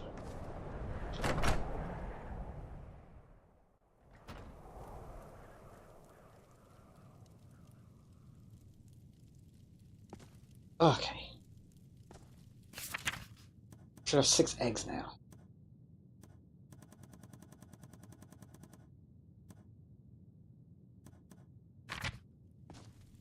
Right, Mr. Rudeness. Oi. Well done, you got the eggs. Very good. Yeah, take them. What? I didn't need eggs, I just needed you out of the house for a bit so we could talk. Keep them. Turn them into an omelette for all I care. Anyway, Inigo and I have had a bit of a chat, and he's persuaded me that you can be trusted. It seems we 3 are in this together. I've given him my notes, and I'm sure he'll let you read through everything. If you have any questions, I'll do my best to answer them. Maybe you should talk to Inigo first, though.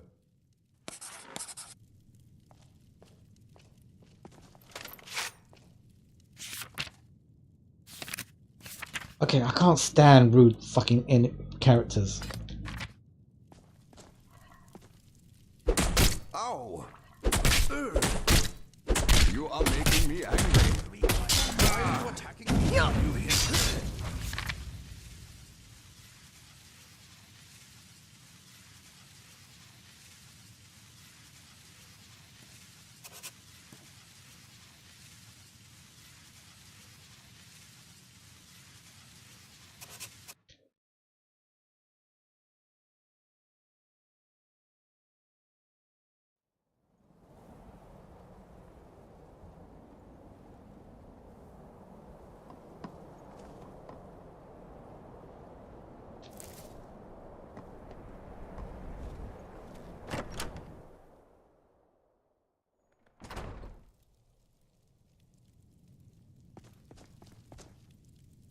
Well done, you got the eggs. Very good. What? Anyway, Inigo, I've given him... Maybe you should talk to Inigo first, though. Yes? Cheerio.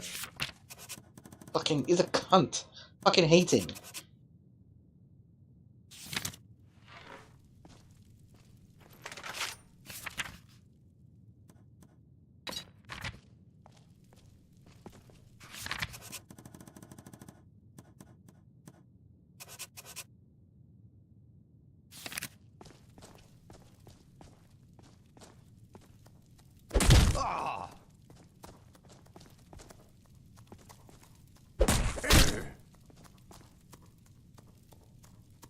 The fucking cunt. Hate him.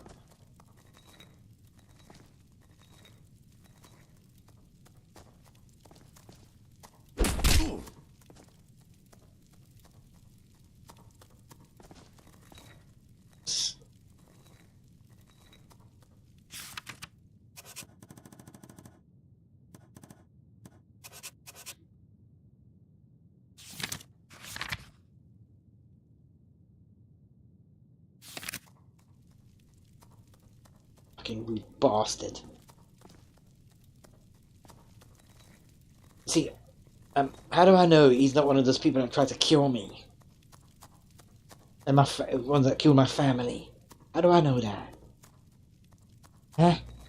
Inigo said he tried to kill me. But he's not 100% sure.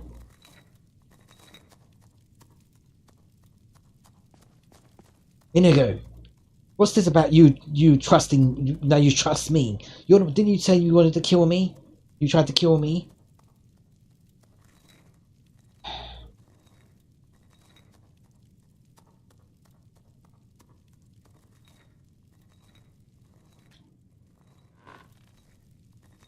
Talk. Good job getting those eggs, my friend. This Langley fellow may be a bit rude and gruff, but he's on our side. He's not on my... I don't know who he is. Not on my He side. found my father's journal. Can you believe it? He also gave me 2 books he's written about his search for me. They contain a lot of information about how important I am. They are very good books, but also sad. Apparently, I have my own prophecy. If you want to hear more about it, I'll tell you what I know. Langley says we are going to save the world. That is, of course, unless you think we have something better to do.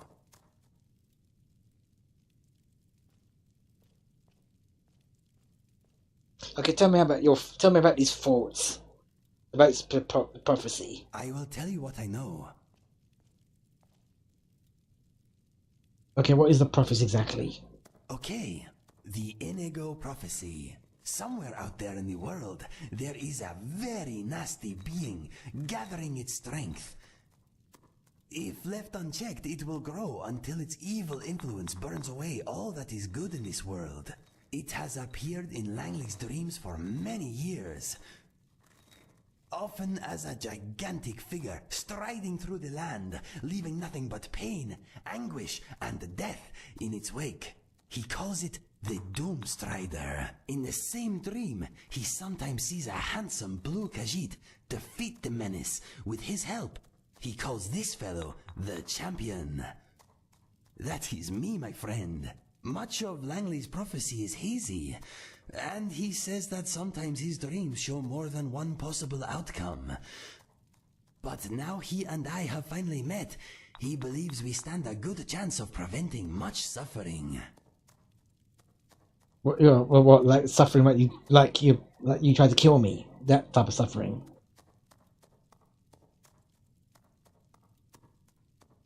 Okay, I want to know some details about the information Langley shared with you. What details can I help you with? What can you tell me about the Doomstrider? Not much, I'm afraid. Langley is the man to ask about that. All I know is that I am destined to fight whatever or whoever it is. I hope you will be at my side when the time comes, my friend. Of course, I will do my best to keep this from interfering with my debt to you.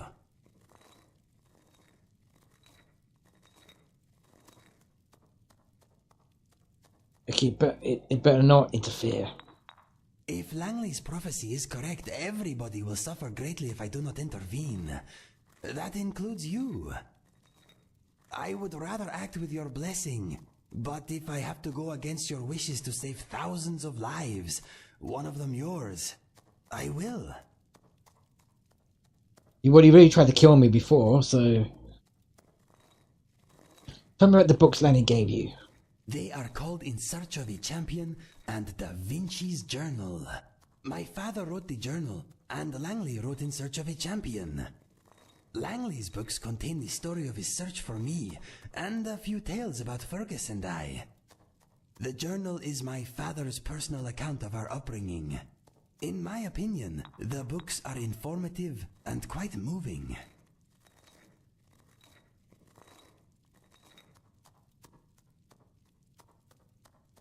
Not much, I'm afraid.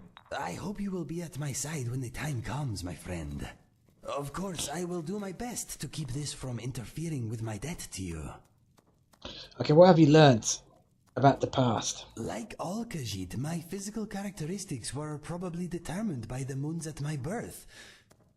I seem to be the product of a very rare celestial alignment that only occurs briefly, every few hundred years or so. In the backward village where I was born, a blue child was seen as a bad moon omen. I would have been sacrificed if my birth mother had not smuggled Fergus and I away. So was Fergus in danger too? We were not identical, but we were twins. Perhaps his life was forfeit by association. Whatever the case, I like to think that my birth mother could not bear the idea of separating us.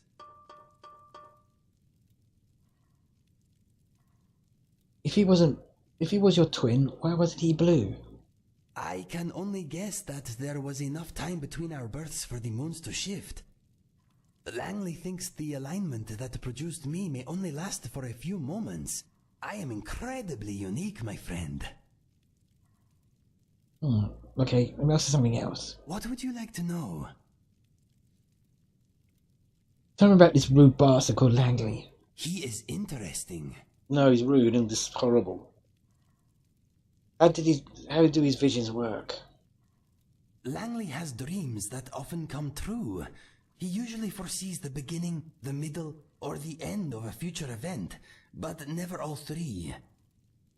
So he may know that a man at the market will get into a fight, but he won't know why. Or he will see a dead man at the market, but not know how he died. To make matters worse, he sometimes sees 2 or more possible endings. Until we met, he couldn't be sure that we ever would. He is understandably relieved. Okay, tell me about his search for you. Ever since I appeared in his dreams, he has been looking for me. All he knew in the beginning was that the champion was Khajiit, avoided death at an early age, and had blue fur. He finally heard about a remote village among the shifting sands of elsewhere that ritualistically sacrifices any child born among their number whose fur is blue. He deduced that the champion was likely a blue child from this village that somehow escaped their fate. He set off in search of the village, but on the way he found Riverhold and heard about me.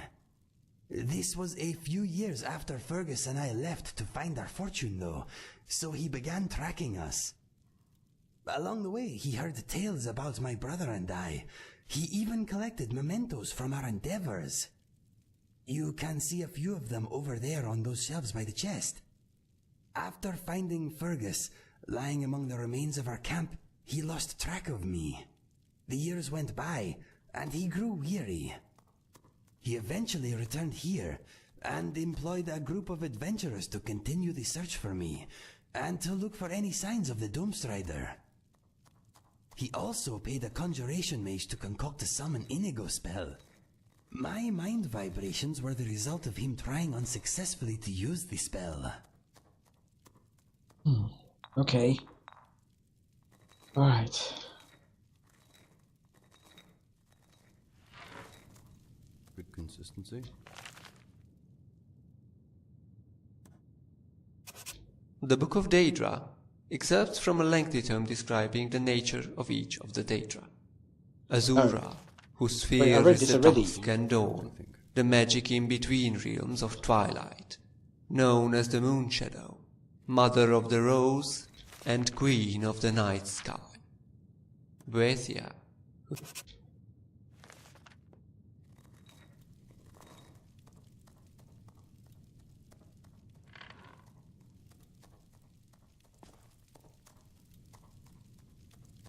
Black Arrow.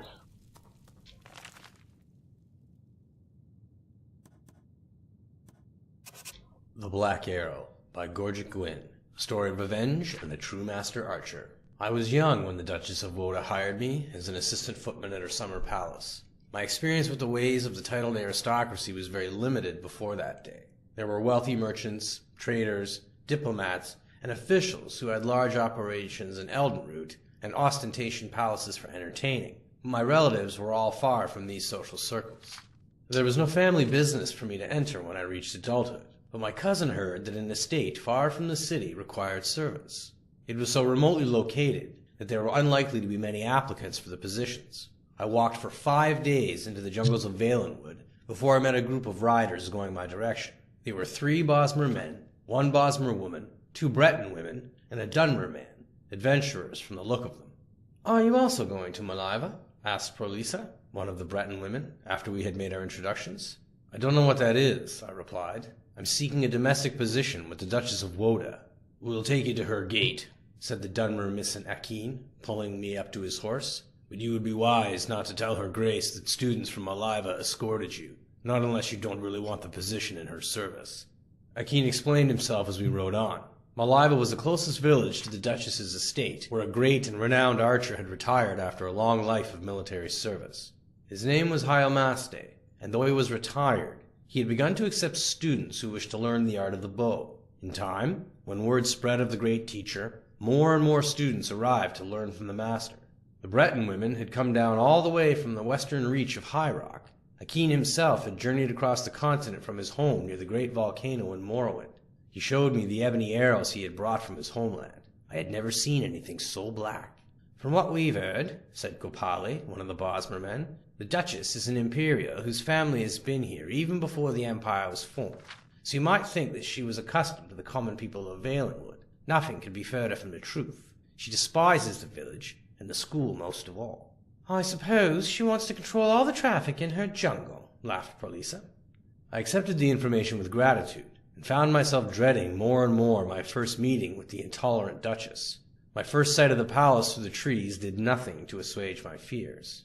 It was nothing like any building I had ever seen in Valenwood, a vast edifice of stone and iron, with a jagged row of battlements like the jaws of a great beast.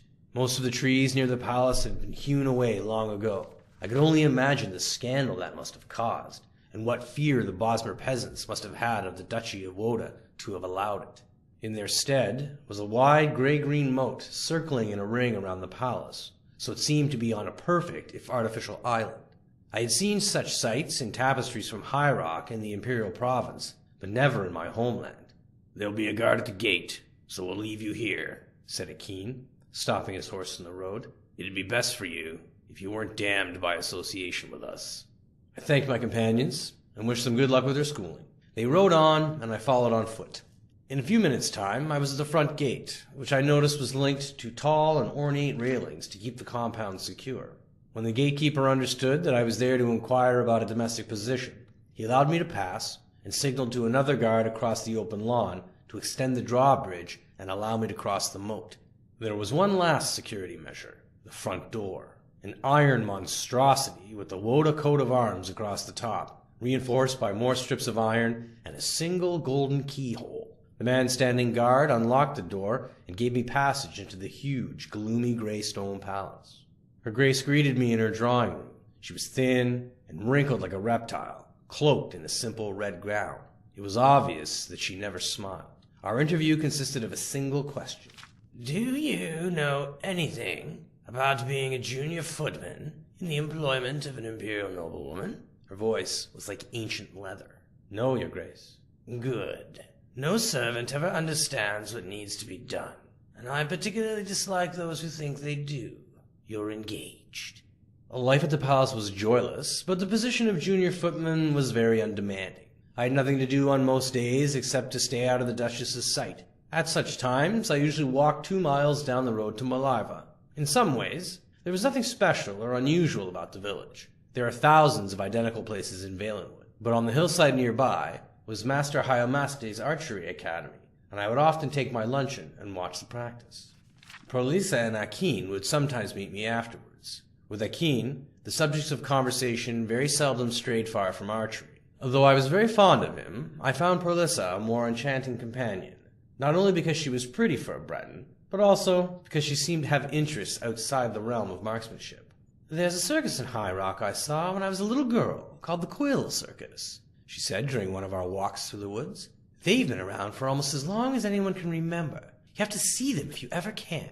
They have plays and sideshows and the most amazing acrobats and archers you've ever seen. That's my dream, to join them someday when I'm good enough." "How will you know when you're a good enough archer?" I asked. She didn't answer, and when I turned, I realized that she had disappeared. I looked around, bewildered, until I heard laughter from the tree above me. She was perched on a branch, grinning.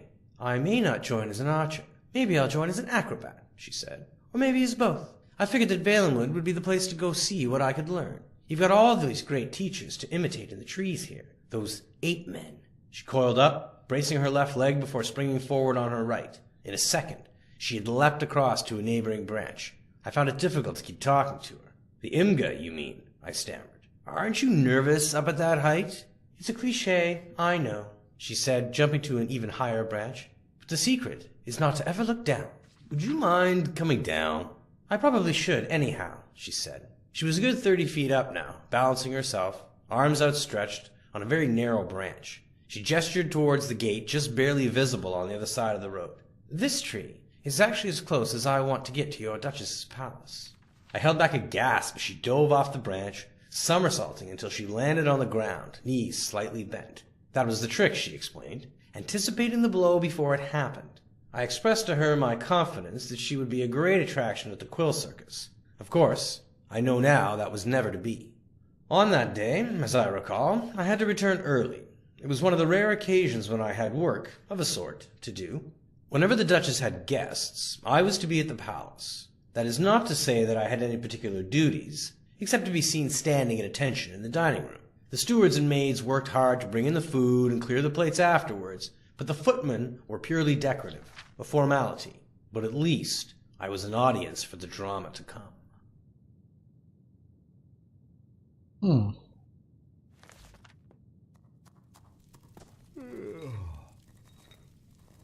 Oblivion.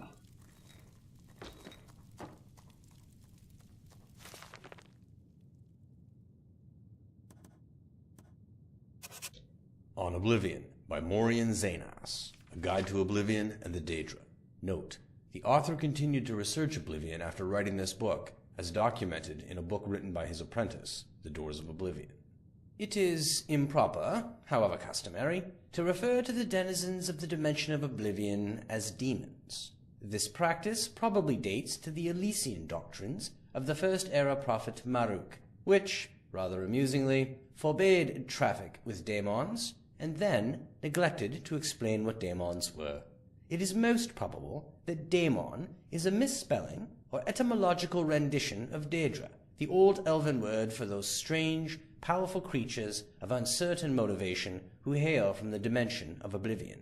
Daedra is actually the plural form, the singular is Daedroth. In a tract later written by King Hael the Pious of Skyrim, almost 1,000 years after the publication of the original doctrines, the evil machinations of his political enemies are compared to the wickedness of the demons of Oblivion. Their depravity equal to that of Sanguine itself, they are cruel as Boeotia, calculating as Molag Bal, and mad as Sheolgora. Hael the Pious thus, long-windedly, introduced 4 of the Daedra lords to written record. But the written record is not, after all, the best way to research Oblivion and the Daedra who inhabit it. Those who traffic with daemons seldom wish it to be a matter of public account. Nevertheless, scattered throughout the literature of the First Era are diaries, journals, notices for witch burnings, and guides for Daedra slayers. These I have used as my primary source material.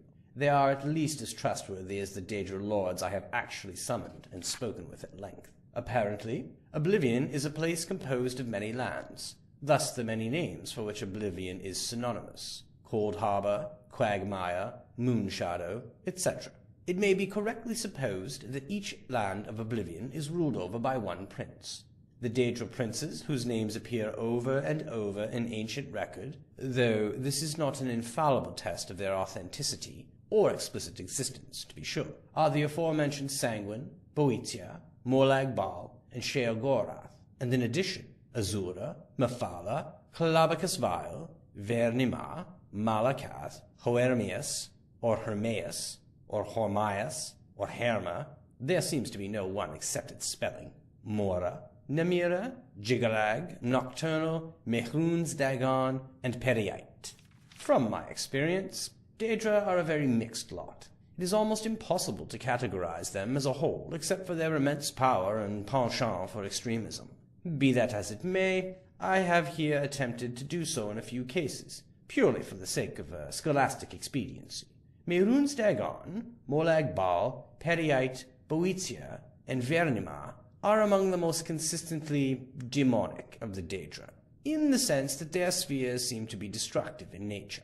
The other Daedra can, of course, be equally dangerous, but seldom purely for the sake of destruction as these 5 can. Nor are these previous 5 identical in their destructiveness. Mehrunes Dagon seems to prefer natural disasters, earthquakes and volcanoes, for venting his anger.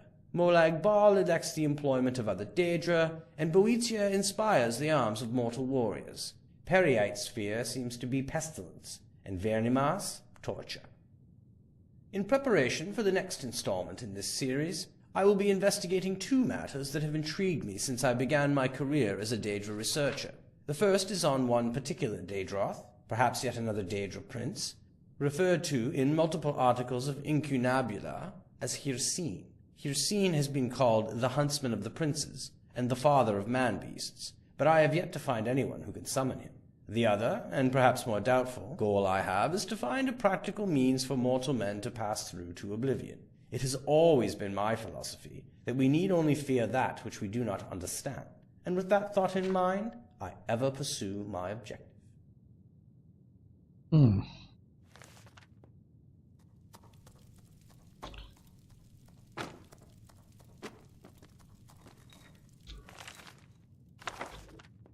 I'll take that.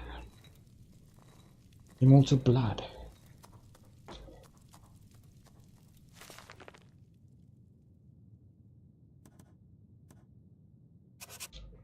The moons and stars were hidden from sight, making that particular quiet night especially dark. The town guard had to carry torches to make their rounds, but the man who came to call at my chapel carried no light with him. I came to learn that Morvath Pequine could see in the dark almost as well as the light, an excellent talent, considering his interests were exclusively nocturnal. One of my acolytes brought him to me, and from the look of him I at first thought he was in need of healing.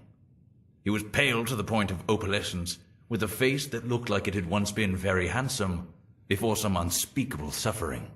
The dark circles under his eyes bespoke exhaustion, but the eyes themselves were alert, intense, almost insane. He quickly dismissed my notion that he himself was ill, though I did want to discuss a specific disease.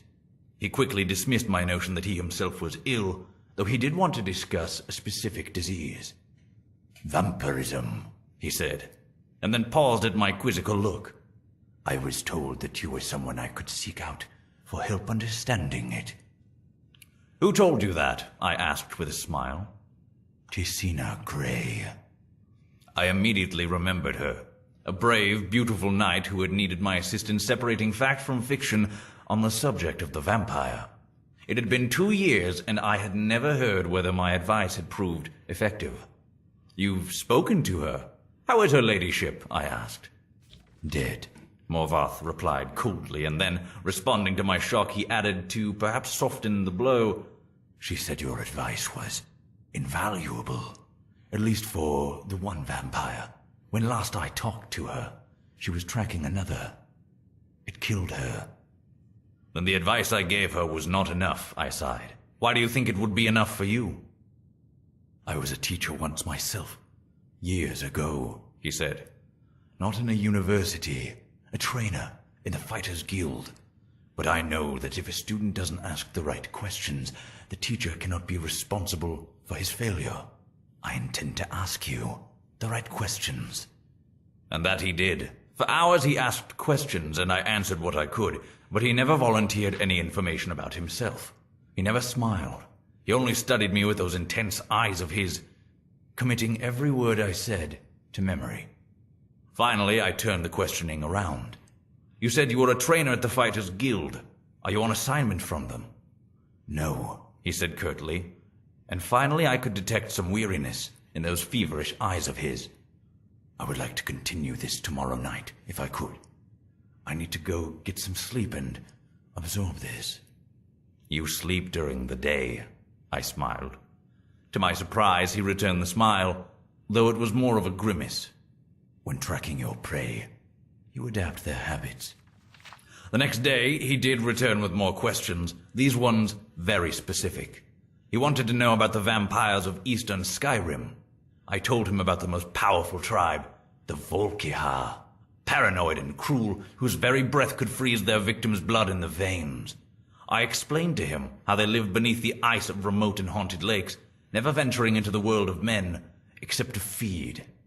Morvath Pequine listened carefully, and asked more questions into the night, until at last he was ready to leave. I will not see you for a few days, he said, but I will return and tell you how helpful your information has been. True to his word, the man returned to my chapel shortly after midnight, 4 days later. There was a fresh scar on his cheek, but he was smiling that grim but satisfied smile of his. Your advice helped me much, he said.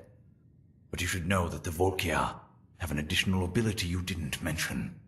They can reach through the ice of their lakes without breaking it. It was quite a nasty surprise, being grabbed from below without any warning.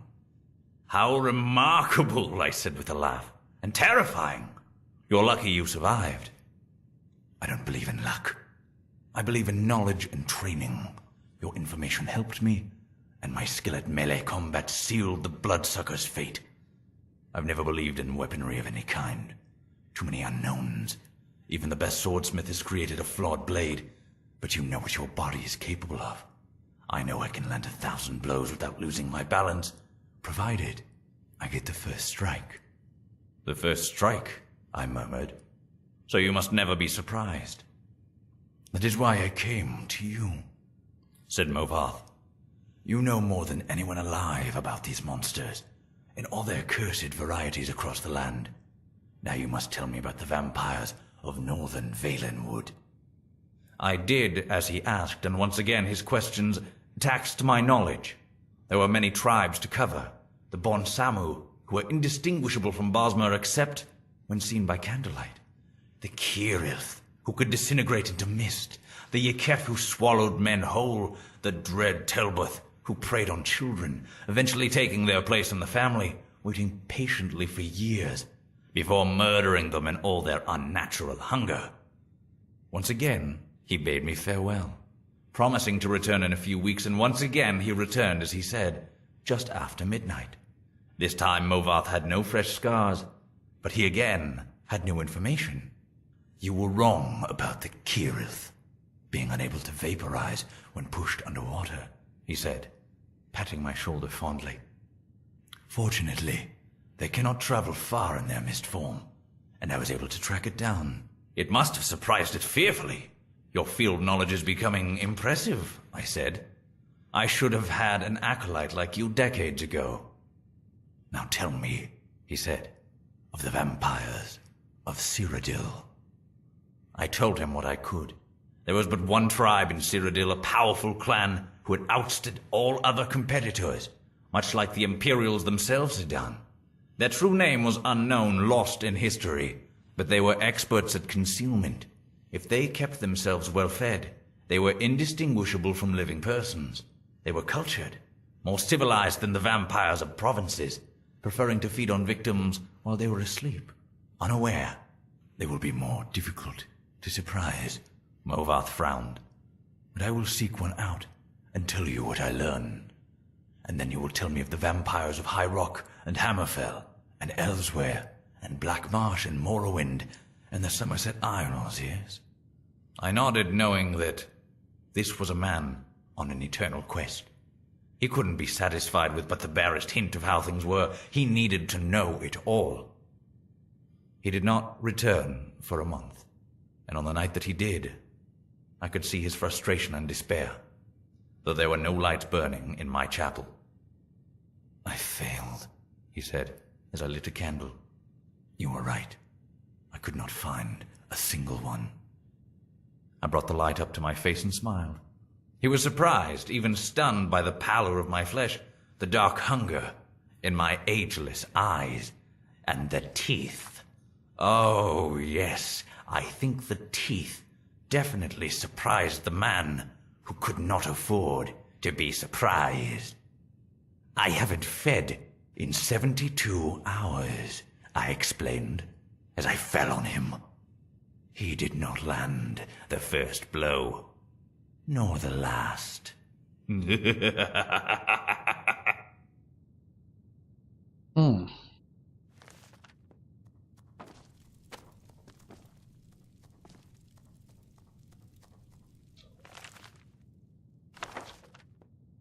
Is it staining my fingers? Yes, it's staining my fingers. Blast.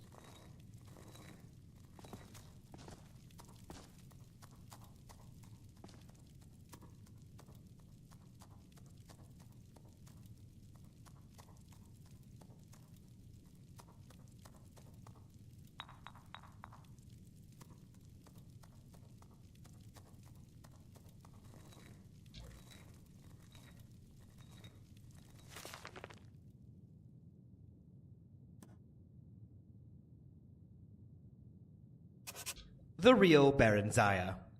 Unauthorized Biography of the Famous Queen Mother of Morrowind, Volume 1. By Anonymous. Read for you by David Pickering. 500 years ago in Mournhold, city of gems, there lived a blind widow and her only child, a tall, strapping young man. He was a miner, as was his father before him, a common laborer in the mines of the Lord of Mournhold, for his ability in magicka was small. The work was honorable but paid poorly. His mother made and sold cumberry cakes at the city market to help eke out their living. They did well enough, she said. They had enough to fill their bellies. No one could wear more than one suit of clothing at a time, and the roof only leaked when it rained. But Symmachus would have liked more. He hoped for a lucky strike at the mines, which would garner him a large bonus. In his free hours, he enjoyed hoisting a mug of ale in the tavern with his friends and gambling with them at cards. He also drew the eyes and sighs of more than one pretty elven lass, although none held his interest for long. He was a typical young dark elf of peasant descent, remarkable only for his size. It is rumored that he had a bit of Nordic blood in him. In Symmachus's 30th year, there was a great rejoicing in Mournhold. A girl child had been born to the lord and lady. A queen, the people sang. A queen is born to us. For among the people of Mournhold, the birth of an heiress is a sure sign of future peace and prosperity. When the time came for the royal child's rite of naming, the mines were closed and Symmachus dashed home to bathe and dress in his best. "I'll rush straight home and tell you all about it," he promised his mother, who would not be able to attend. She had been ailing, and besides, there would be a great crush of people, as all Mournhold turned out to be part of the blessed event. And being blind, she would be unable to see anything anyway. "My son," she said, "afore you go, fetch me a priest or a healer, else I may pass from the mortal plane ere you return." Symmachus crossed to her pallet at once, and noted anxiously that her forehead was very hot, and her breathing shallow. He pried loose a slat of the wooden floor under which their small hoard of savings was kept. There wasn't nearly enough to pay a priest for healing. He would have to give what they had and owe the rest. Symmachus snatched up his cloak and hurried away. The streets were full of folk hurrying to the sacred grove, but the temples were locked and barred. "Closed for the ceremony," read all the signs. Symmachus elbowed his way through the mob and managed to overtake a brown-robed priest. "After the rite, brother," the priest said. "If you have gold, I shall gladly attend to your mother. My lord has bidden all clerics attend, and I, for one, have no wish to offend him." "My mother's desperately ill," Symmachus pled. "Surely my lord will not miss one lowly priest." "True, but the arch-canon will," the priest said nervously, tearing his robe loose from Symmachus's desperate grip and vanishing into the crowd. Symmachus tried other priests and even a few mages, but no better result. Armored guards marched through the street and pushed him aside with their lances, and Symmachus realized that the royal procession was approaching. As the carriage bearing the city's rulers drew abreast, Symmachus rushed out from the crowd and shouted, my lord, my mother's dying!" "I forbid her to do so on this glorious night," the lord shouted, laughing and scattering coin into the throng. Symmachus was close enough to smell wine on the royal breath. On the other side of the carriage, his lady clutched the babe to her breast and stared slit-eyed at Symmachus. Her nostrils flared in disdain. "Guards!" she cried. "Remove this oaf!" Rough hands seized Symmachus. He was beaten and left dazed by the side of the road. Symmachus, head aching, followed in the wake of the crowd and witnessed the rite of naming from the top of a hill. He could see the brown-robed clerics and blue-robed mages gathered near the highborn folk far below. Baron Zaya.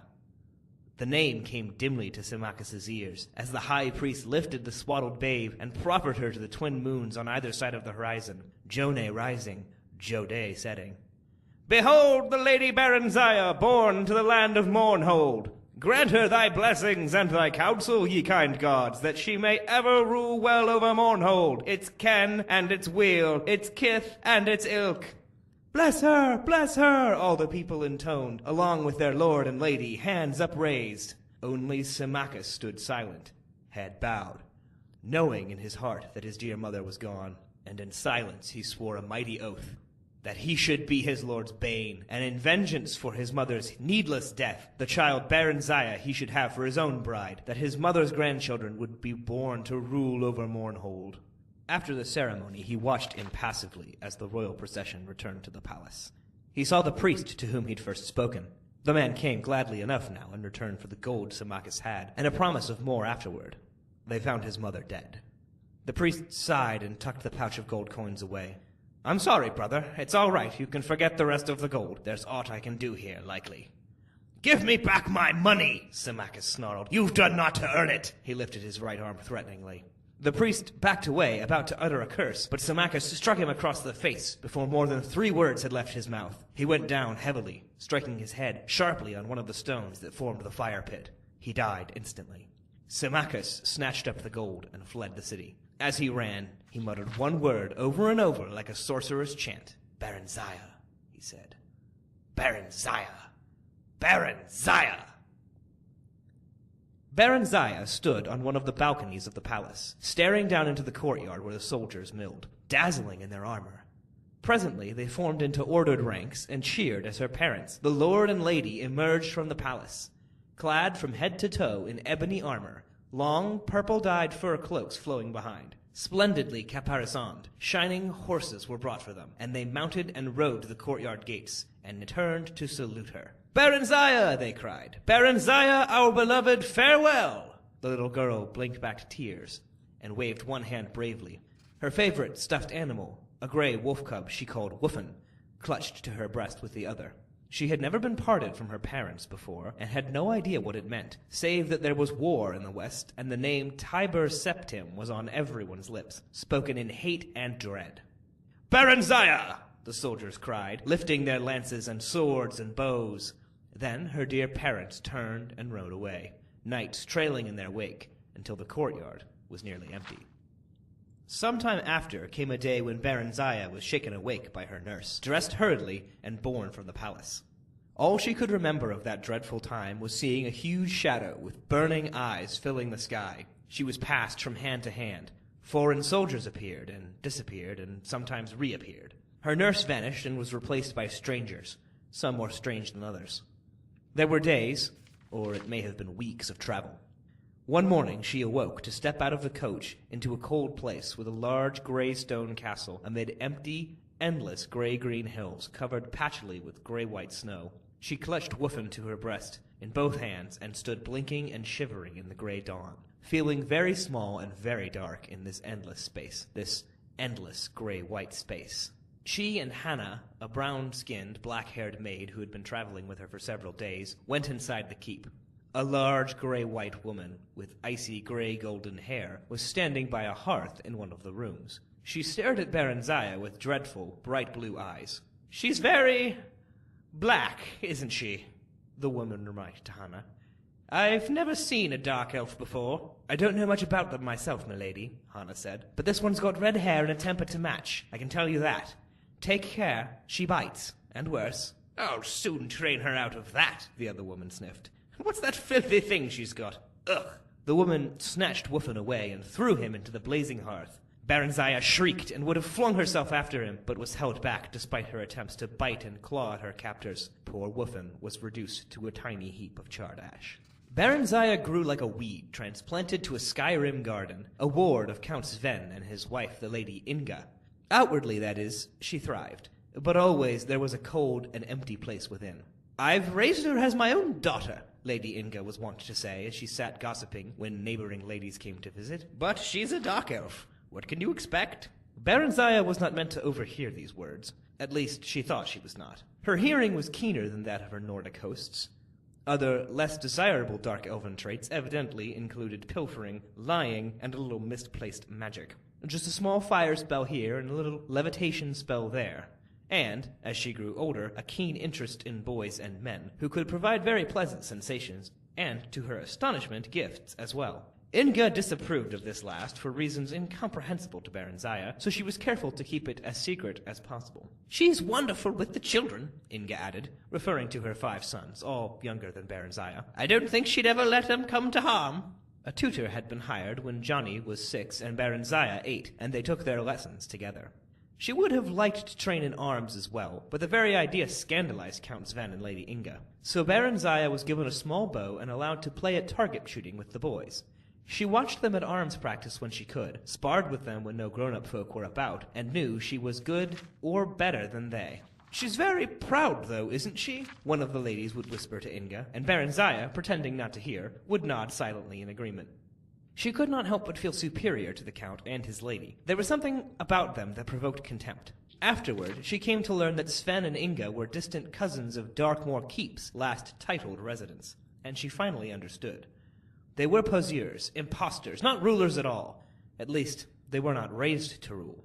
This thought made her strangely furious at them. A good, clean hatred, quite detached from resentment. She came to see them as disgusting and repelling insects who could be despised, but never feared. Once a month, a courier came from the Emperor, bringing a small bag of gold for Sven and Inga, and a large bag of dried mushrooms from Morrowind for Baron Zaya, her favorite treat. On these occasions, she was always made to look presentable, or at least as presentable as a skinny dark elf could be made to look in Inga's eyes, before being summoned into the courier's presence for a brief interview. The same courier seldom came twice, but all of them looked her over in much the same way as a farmer would look over a hog he's readying for market. In the spring of her 16th year, Baron Zaya thought the courier looked as if she were at last ready for market. Upon reflection, she decided she did not wish to be marketed. The stable boy, Straw, a big, muscular blonde lad, clumsy, gentle, affectionate, and rather simple, had been urging her to run off for some weeks now. Baron Zaya stole the bag of gold the courier had left, took the mushrooms from the storeroom, disguised herself as a boy in one of Joni's old tunics and a cast-off pair of breeches, and on one fine spring night, she and Straw took the 2 best horses from the stable and rode hard through the night toward Whiterun, the nearest city of any importance, and the place where Straw wanted to be. But Mournhold and Morrowind also lay eastward, and they drew Baron Zaya as a lodestone draws iron. In the morning, they abandoned the horses at Baron Zaya's insistence. She knew they would be missed and tracked down, and she hoped to throw off any pursuers. They continued on foot until late afternoon, keeping to side roads, and slept for several hours in an abandoned hut. They went on at dusk and came to Whiterun city gates just before dawn. Baron Zaya had prepared a pass of sorts for Straw, a makeshift document stating an errand to a temple in the city for a local village lord. She herself glided over the wall with the help of a levitation spell. She had reasoned correctly, as it turned out, that by now the gate guards would have been alerted to keep an eye out for a young dark elven girl and a Nordic boy traveling together. On the other hand, unaccompanied country yokels like Straw were a common enough sight. Alone and with papers, it was unlikely he would draw attention. Her simple plan went smoothly. She met Straw at the temple, which was not far from the gate. She had been to Whiterun on a few previous occasions. Straw, however, had never been more than a few miles from Sven's estate, which was his birthplace. Together they made their way to a run-down inn in the poorer quarters of Whiterun. Gloved, cloaked, and hooded against the morning chill, Baron Zaya's dark skin and red eyes were not apparent, and no one paid any heed to them. They entered the inn separately. Straw paid the innkeeper for a single cubicle, an immense meal, and 2 jugs of ale. Baron Zaya sneaked in a few minutes later. They ate and drank together gleefully, rejoicing in their escape, made love vigorously on the narrow cot, and afterwards fell asleep into an exhausted, dreamless sleep. They stayed for a week at Whiterun. Straw earned a bit of money running errands, and Baron Zaya burgled a few houses at night. She continued to dress as a boy. She cut her hair short and dyed her flame-red tresses jet black to further their disguise, and kept out of sight as much as possible. There were few dark elves in Whiterun. One day, Straw got them work as temporary guards for a merchant caravan traveling east. The one-armed sergeant looked her over dubiously. "Ha!" he chuckled. "Dark elf, ain't you? Like setting a wolf to guard the sheep, that is. Still, I need arms, and we ain't going near enough Morrowind so's you can betray us to your folk, while our homegrown bandits would as fain cut your throat as mine." The sergeant turned to give Straw an appraising look. Then he spun back abruptly towards Baron Zaya, whipping out his short sword. But she had her dagger out in the twinkling of an eye, and was in a defensive stance. Straw drew his own knife and circled around to the man's rear. The sergeant dropped his blade and chuckled again. "Not bad, kids, not bad. How argue with yon bow, dark elf?" Baron Zaya demonstrated her prowess briefly. "Aye, not bad tall. And you'll be keen of eye by the night, boy, and of hearing told times. A trusty dark elf makes as good a fighting man as any I could ask for, I know. I served under Symmachus himself before I lost his arm, and got invalided out of the Emperor's army." "We could betray them. I know folk who'd pay well," Straw said later as they bedded down for their last night in the ramshackle lodge. "Or rob them ourselves. They're very rich, those merchants are, Barry." Baron Zaya laughed. "Whatever would we do with so much money? And besides, we need their protection for traveling quite as much as they need ours. We could buy a little farm, you and me, Barry. Settle down, all nice-like." "Peasant," Baron Zaya thought scornfully. Straw was a peasant, and harbored nothing but peasant dreams. But all she said was, "Not here, Straw. We're too close to Darkmoor still. We'll have other chances further east." The caravan went only as far east as Sungard. The Emperor, Tiber Septim I, had done much in the way of building relatively safe and regularly patrolled highways. But the tolls were steep, and this particular caravan kept to the side roads as much as possible to avoid them. This exposed them to the hazards of wayside robbers, both human and orcish, and roving bands of brigands of various races. But such were the perils of trade and profit. They had 2 such encounters before reaching Sungard, An ambush, which Baron Zaya's keen ears warned them of in plenty of time to circle about and surprise the lurkers. A night attack by a mixed band of Khajiit, humans, and wood elves. The latter were a skilled band, and even Baron Zaya did not hear them sneaking up in time to give much warning. This time the fighting was fierce. The attackers were driven off, but 2 of the caravan's other guards were slain, and Straw got a nasty cut on his thigh before he and Baron Zaya managed to gash his Khajiit assailant's throat. Baron Zaya rather enjoyed the life. The garrulous sergeant had taken a liking to her, and she spent most of her evening sitting around the campfire listening to his tales of campaigning in Morrowind with Tiber Septim and General Symmachus. This Symmachus had been made general after Mournhold fell, the sergeant said. He's a fine soldier boy, Symmachus is, but there is more soldiery involved in that Morrowind business, if you take my meaning. But, well, you know all about that, I expect.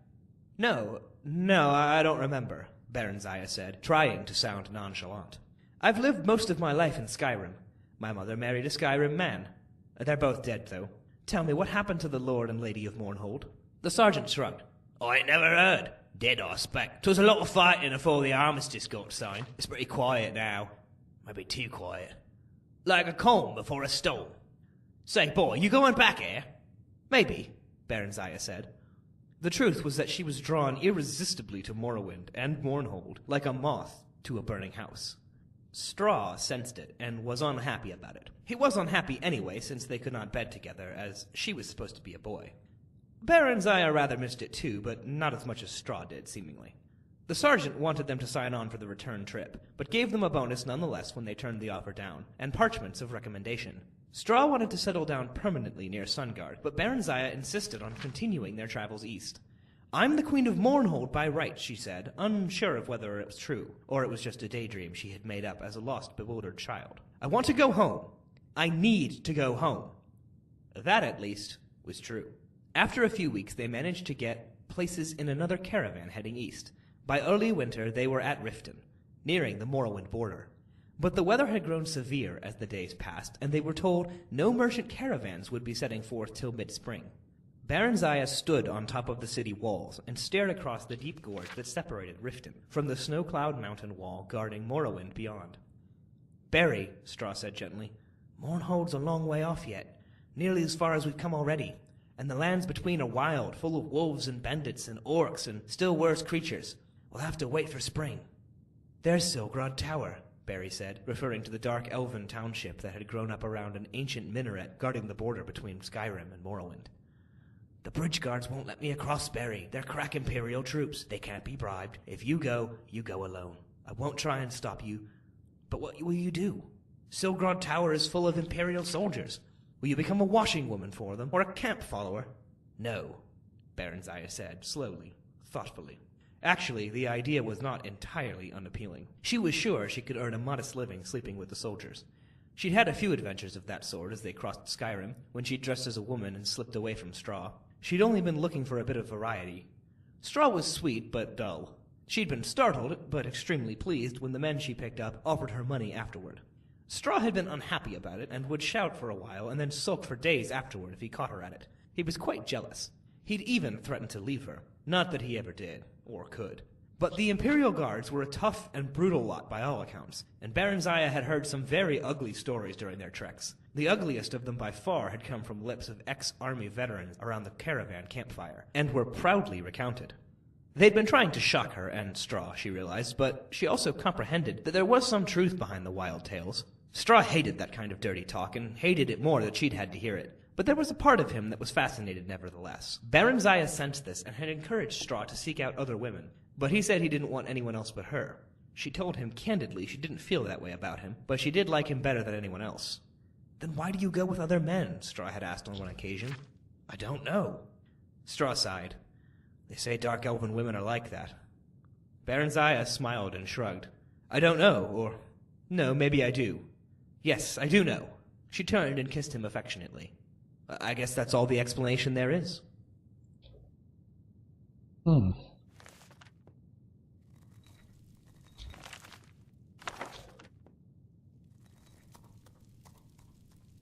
Okay, right.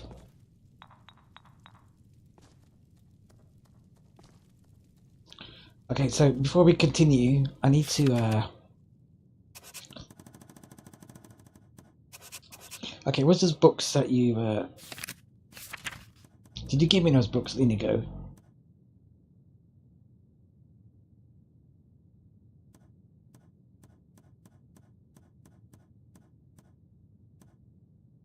Da Vinci's Journal.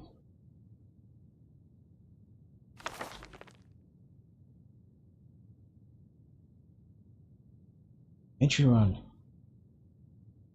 That's it, done. Leah and I are retired. No more contracts, no more blades in the dark, and no more sneaking about. Leah says I'll soon grow tired of a normal life, but I'm not sure. I think I've seen all the death I care to. Now it's time to settle down and spend some of the gold we've saved. So meet the new us, just as honest couple doing honest work. Entry 2. Okay, obviously they're Khajiits, and my brain didn't think about doing Khajiit voices. Actually, no, it's like an Argonian. Entry 2. We just bought a house in Riverhold. Life is good here. It's peaceful enough and quite pretty in its own way. Most of the locals are pleasant and far more accepting than we were expecting. It's a very cosmopolitan place with all the border training that goes on. No one seems to mind the idea of an Argonian and a Khajiit living together. Our new home is next door to the town orphanage. Elias keeps bringing up in conversation. She wants a family. I'll be honest. The idea terrified me. It is possible that a couple of trained assassins like us could be good parents. I don't know. Entry 3. I work in a local mine, and Leah just got a job at the orphanage. We went there yesterday, I think. I'm going to be a father. We saw 2 little Khajiit boys that melted our hearts. They are supposedly twins, but one is golden and the other is an unusual shade of blue. Seeing Leah with the boys, I don't know. It just felt right. We discussed adopting them all night. She said that if it was only down to her, she'll go and collect them now. I told Leah I had to think about it, but I'm fairly sure my mind is made up. She's going to be an amazing mother. I love her more than words can say, and I can deny her nothing. I lock all our weapons in the basement and get to work on making the spare room baby-proof. Entry 4. We are now proud parents. We've named the boys Fergus and Inigo, after our favourite former guild mates. The one at the orphanage told us a little she knew of their past. A soldier found Inigo and Fergus in an abandoned shack about 15 miles from here. He heard them crying as he took shelter and discovered the boys wrapped in linen rags, half hidden in a pile of straw they had. The boys had a letter tucked between them. It was from their birth mother.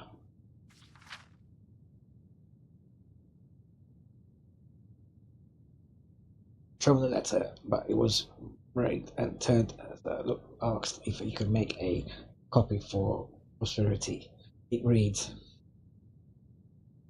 okay, alright. I can't do a Khajiit voice. My brain can't think of a Khajiit voice. Especially female Khajiit voice. Damn it.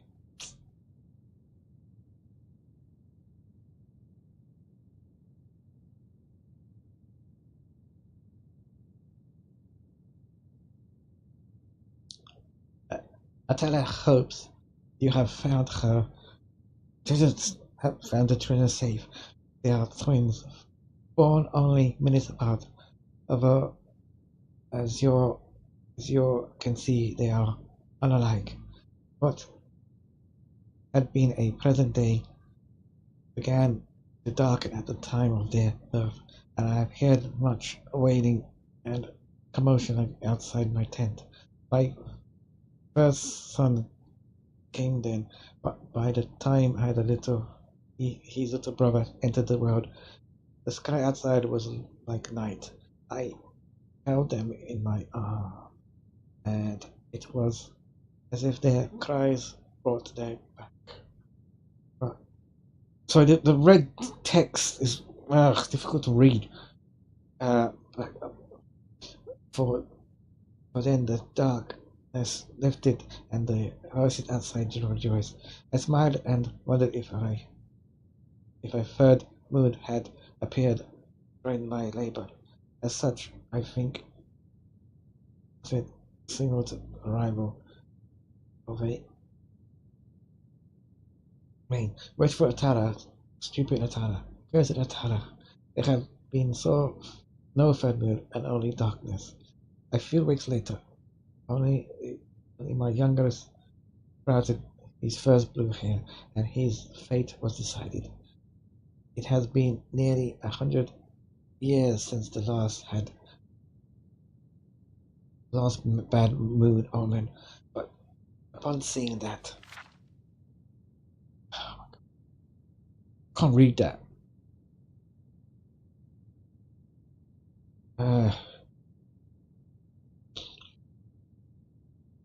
I can no longer trust the father of my children.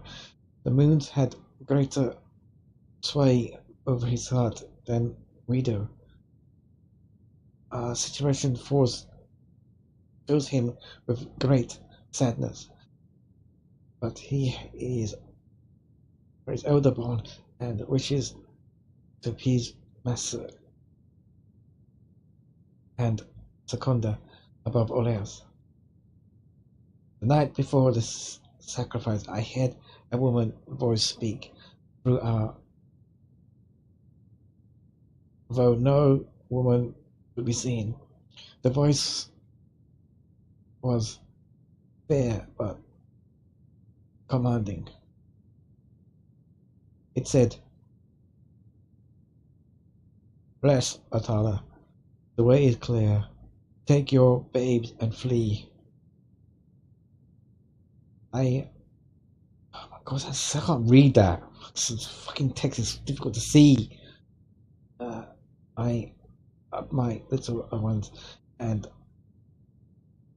I bundled up my little ones and snuck away into the desert.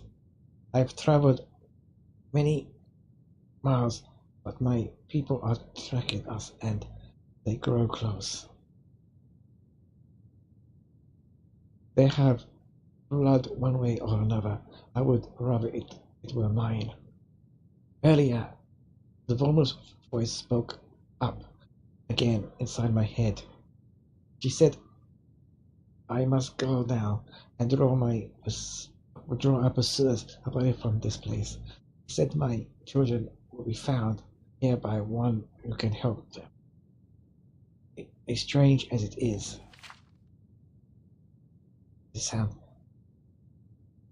I believe her. Please take my darling to safety, and when they are old enough to understand, tell them that Atala loves them all still.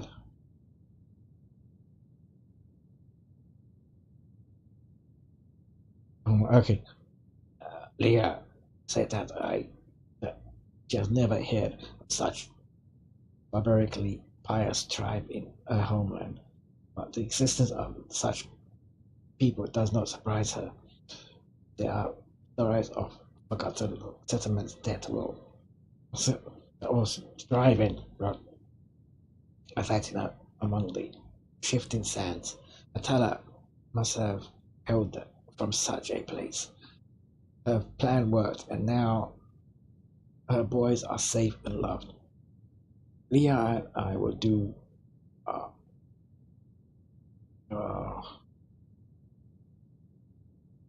so I'm utmost to save them, the best of everything. When they are old enough, we will tell the boys about their mother and what she endured to save their lives. It is a sad tale, and I'm not sure if I will ever tell them absolutely everything. That's a worry for another day. Here and now, they are happy and they make us happy. Long may it last. Entry 5. Leah and I just back from a job. I know, we're retired, but it was good to work, good to flex those old muscles again, and it was only a group of outlaws. The thugs had been terrorizing a village a few miles away, so we waited until dark, left the boys at the orphanage with one of Leah's co-workers, told her and took care of business. By the third, oh my god, read fucking properly. By the hearse, it felt, by the hist, it felt good. I must admit my armor is getting a little snug, but it seems Leah and I are as good a team as ever. I loved her so much. When we returned to the orphanage, Leah's friend led us to the basement, where Inigo and Fergus were chasing spiders. They looked so adorable. I had to draw them.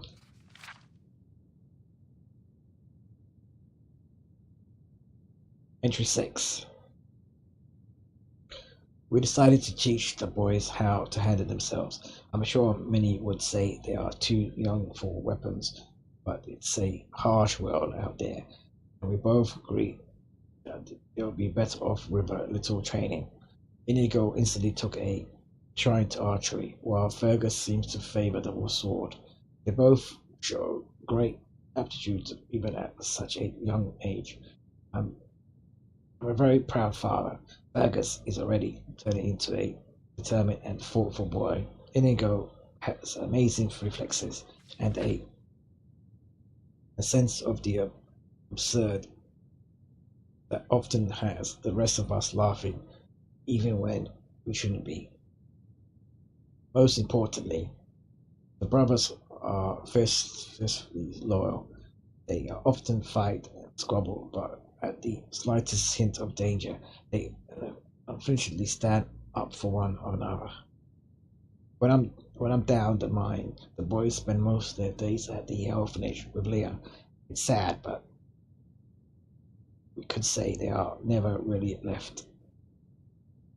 Oh well, I see no harm, and they often clutch up the other children.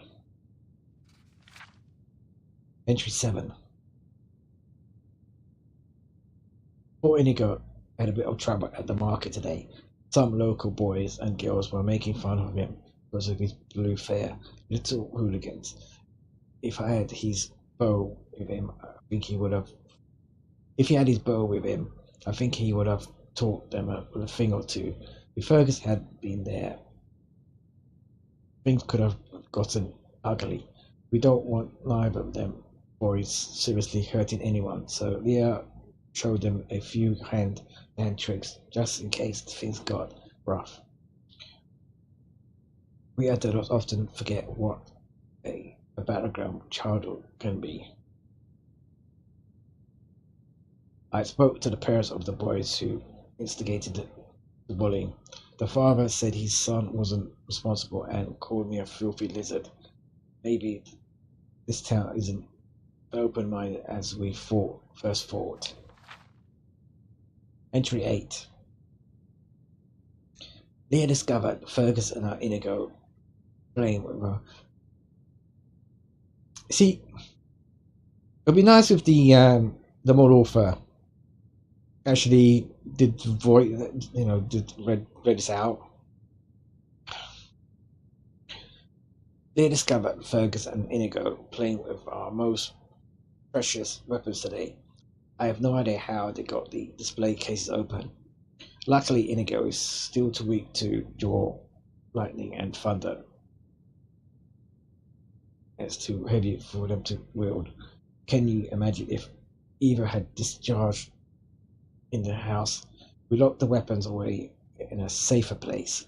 We have to keep an eye on these. Keep an eye on those boys. Entry 9. Sadness and excitement today. Riverhold lost 3 people to a large group of migrating giant spiders. Leah and I knew we were only ones capable of helping, so we strapped on our weapons and exterminated the beasts. To be honest, the boys did most of the work. They were eager to test their weapons on live targets, and I must say they did fantastically well. As the villagers hid in their homes, Lee and I dispatched about 10 of the beasts. They watched as Inigo and Fergus took care of the rest. They fought efficiently and with great care, with great zeal. Fergus became a quiet word of deadly steel as Inigo joke on the gallows, talking about leaving Riverhood to seek their fortunes. I would rather my children saw a more sedentary occupation, but they clearly wish to use their skill to help others who are less able.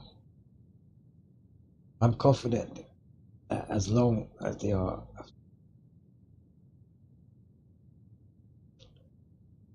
they will be safe. Entry 10. Our little boys are now men. It feels like only yesterday they were just fuzzy little bundles. Leah and I have agreed to let them travel land in search of their fortune. They leave behind extremely proud parents. We are gifting them our most prized weapons. Inigo will take lightning, Leah's bow. Fergus will take thunder, my sword. May they protect our children and strike fear into the hearts of all who oppose them. I better stop writing and help them pack. There is Fergus and Inigo. Come back as safe and happy. I miss you already. Entry 11. They are gone, our boys, our sons, our greatest achievement. Leah and I already growing reckless, rattling around this empty house. Everything is the same, but everything has changed. They will return in a few years, and I cannot wait to see the men they will usually have become. Until that day, we'll keep the fire stoked, and the rooms ready. Entry 12. A courier brought us news from the boys today. It's been over a year since they last sent word. They are well and happy. They say they have many adventures and are now heading to Cyrodil. So they went to okay. So that's when they went to Cyrodil. They have caught the traveling bug and want to see as much of Tamriel as they can before coming home. I'm so glad they are all right. The letter has put us in a fantastic mood. Leah and I went to the inn and I had a few drinks. We spent most of the night toasting our boys repeatedly. They are happy, they are safe, and they are together. All is well. God, this is a long fucking journal, isn't it? God. Wow. Entry 13. We haven't heard from Inigo and Fergus in a long time, but I'm sure they are okay. There is a lot of world out there to explore. Let them have their fill of it before returning. They're not only ones who feel the call of the road. Leah and I are growing tired of our inactive lifestyle. Perhaps we can go on a little trip of our own. Something with a bit of risk and adventure. It's been far too long. Entry 14. The adventurer has found us. I can't wait to hit the road again. A trading caravan passed through the town today, and they were looking for guards.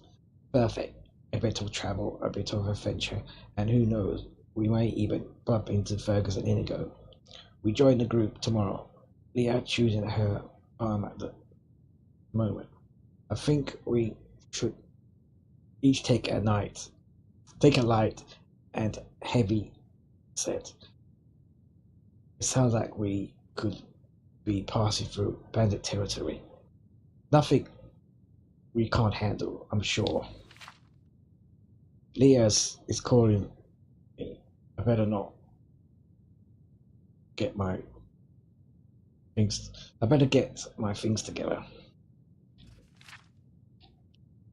Okay. Alright, that was a interesting journal. Da Vinci's journal.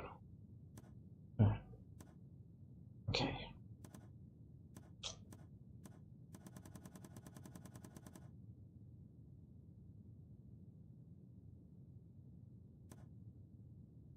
In search of the champion.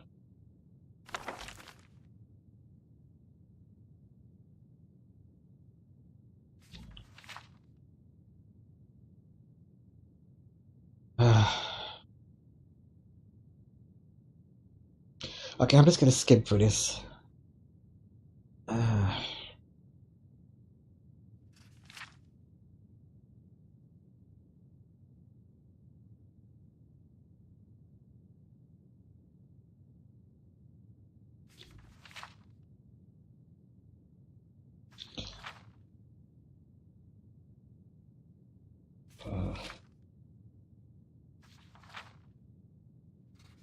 Maybe Lanny can tell me the summarized part.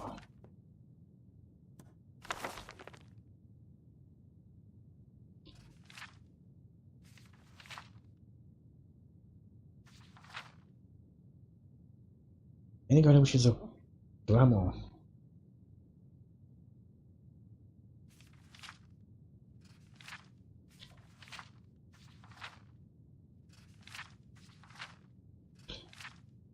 You see, the problem is the text has gone smaller, and the eye strain.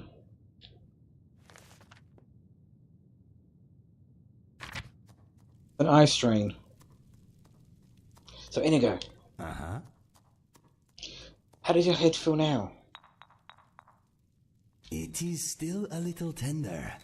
Oh, that reminds me. You should ask Langley about the summon spell that has been causing my mind vibrations. He has a spare copy. Maybe he will let you give it a go. My mind is not keen on the idea, but I think a spell like that could be useful, my friend. Okay.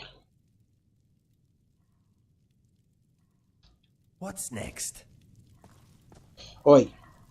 Hey. Hello. Oi. Can I ask you something? If you must.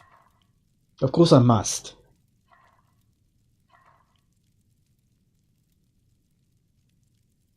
Tell me about the summon spell. Summon Inigo spell. It's rubbish. Tosh. Hardly works at all. All it seems to do is give poor Inigo vague directions to the summoner. And a headache. Maybe you're doing it wrong. I followed the instructions dutifully. There's no reason it shouldn't work. No one knows Inigo better than I do. What do you mean? No, you don't. You don't know Inigo at all. What, just because you read a journal and there's some stupid visions? You don't know Inigo at all. What's that got to do with anything? The conjuration mage who created the spell told me that as long as I was Inigo's true friend, I should be able to get it to work. It's clearly broken. I'm the greatest ally Inigo has.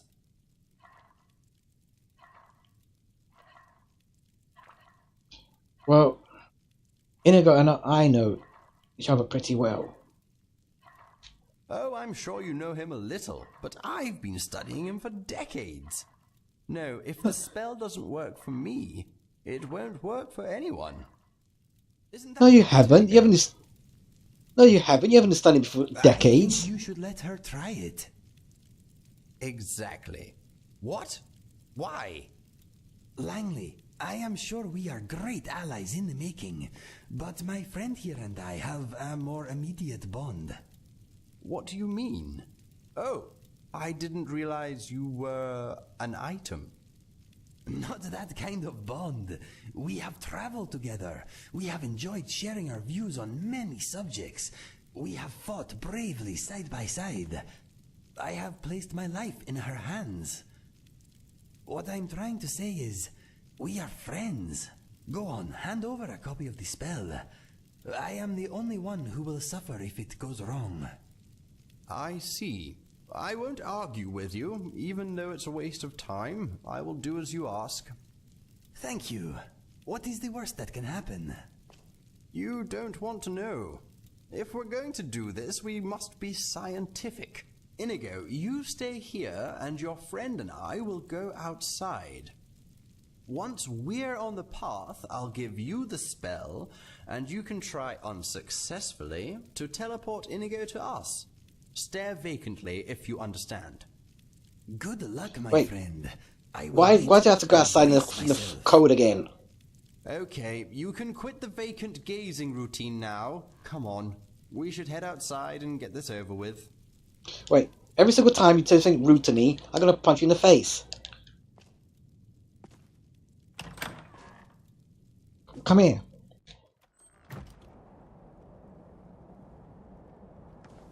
So every time you say something stupid and rude to me, I'm gonna punch you in the face. Do you understand?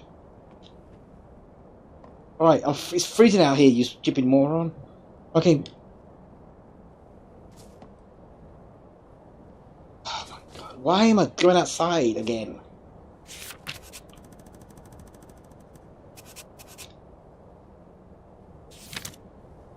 Okay, are you gonna? What? You just gonna stand there?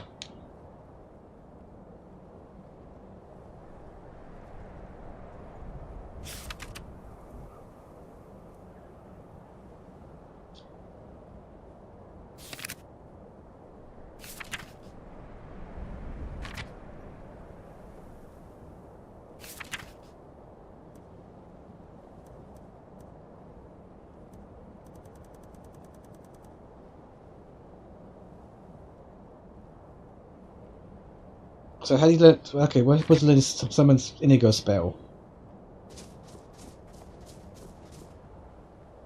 Are you going to move? What are you doing? Are you going to follow me?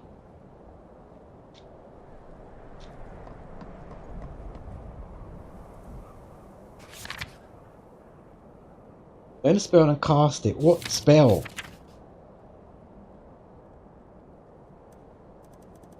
Okay, has it given the spell to her yet?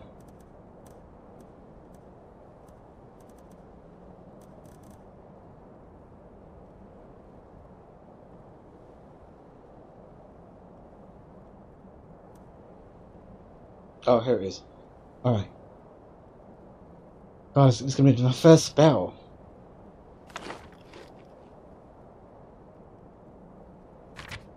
Inconceivable! Just you wait, I bet your hands explode when you cast it. Okay, have I learnt it? Okay, let's see.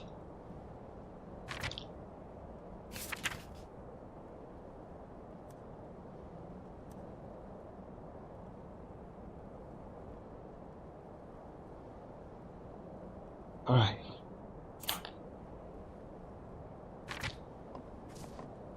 Okay, let's Alright,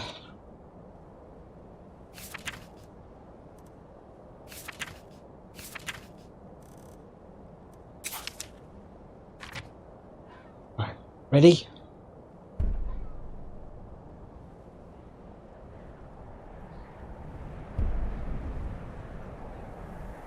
Oh, hold on. Okay.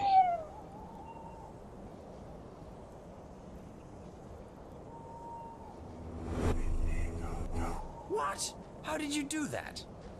Wow, it worked! I am outside! I don't know what to say. Let us test its range. Try to place me farther away. Do it again. This might be useful. Right, go over there. Let us test this. That felt good. Where are you? Inigo?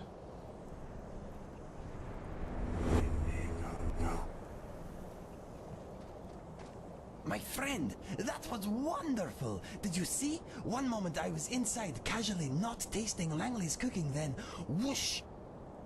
I saw your face, and I was out here. It was amazing. How does it feel? It feels good. No mind vibrations at all. It is like a brief, warm embrace, followed by a pleasant, floaty sensation. There is something else. What? When you summoned me, I felt like I had a choice. That I could choose not to go if I didn't want to. This is a fantastic tool, my friend. I knew you could do it. You are outstanding. Observation. The subject seems to be physically unaffected by the spell. He is, however, exhibiting poor character. Wait. Judge.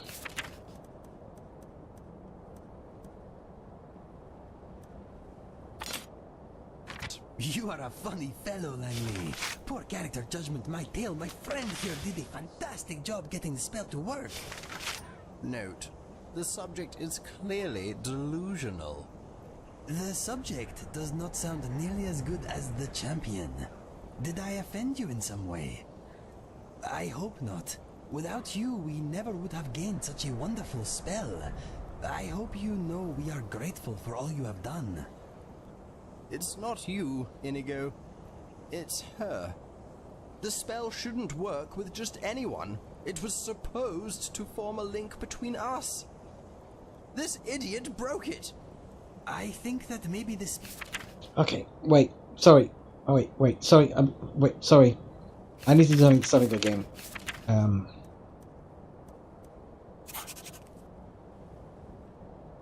Works because of the link my friend and I... Wait, sorry, Inigo. Sorry, I need to... share. Sorry. You should not take it personally. He says something rude to me again. About me again. Each other and should not be fighting amongst ourselves. You and I are a team. All this moron can do is collect eggs. How useful is that going to be when we take on the Doomstrider? That is only one of my friend's many talents. Trust me, you could not wish for a more worthy ally. We shall see. I hope you're right. I'm getting cold. I think I'll head inside. Feel free to make yourself at home and stay as long as you like. When you leave, I'll be sure to contact you with my lesser version of the spell if I hear anything new. Well, I'm going to sleep. I am glad we finally met. I am too. I can see you're every bit the champion this world needs. I'll see you soon. I'm sorry if I spoke out of turn earlier. I'm sure you don't mean to be annoying. Being referred as an idiot is annoying. It was just an observation. There's no need to get upset. Look, I'm sorry I called you an idiot. Happy? No. If we're going to work together, you're going to have to be more polite. I'm going to have to be more polite. Who do you think you are? Just accept my apology and we'll leave it there, really. No. No. You've been acting like a jealous child, admit it. I will admit no such thing. This is ridiculous. I'm sorry I'm not as perfect as you. I'm sorry I'm passionate. I'm sorry if that upsets you, okay? No. You're rude and petulant. You're the idiot, not me. And your beard's stupid. Your brain is stupid. Why Inigo puts up with you, I'll never know. They say you can't reason with a fool. Well, I'm done trying. Don't talk to me again until you've calmed down. Goodbye. I'm going to sleep in your bed. On your bed.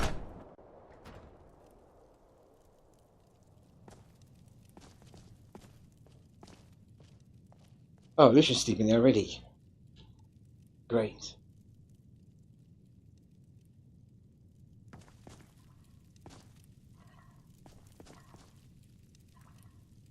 Well, okay. Right, who's got the, wait, Inigo. Let me summon Inigo.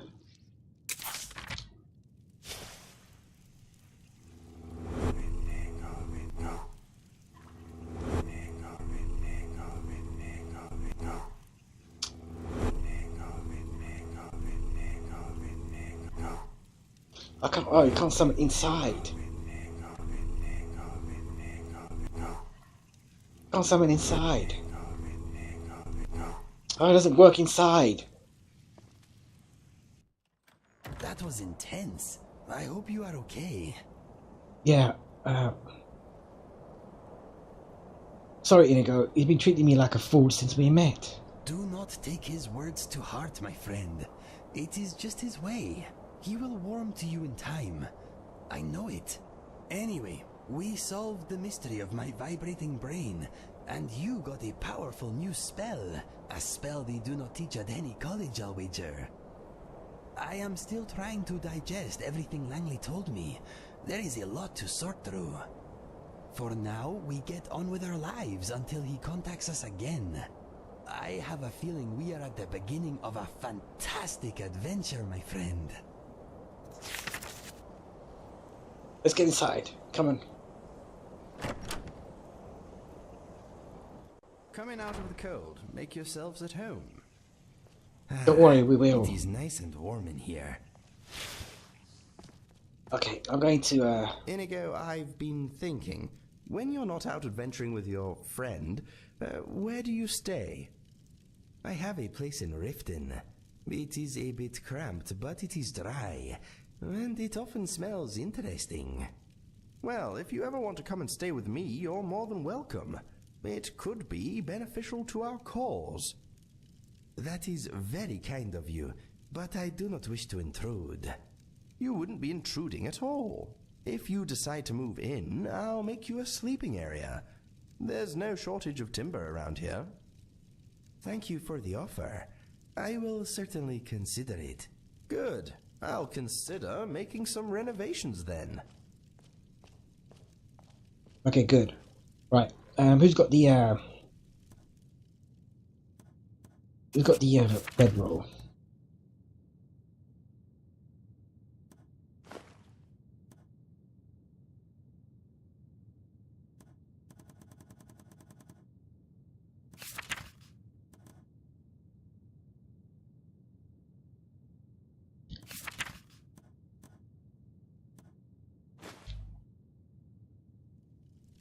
Right, Inigo.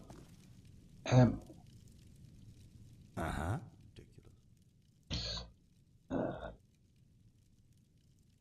Ask away. Okay, maybe some of Langley's intelligence will rub off on me.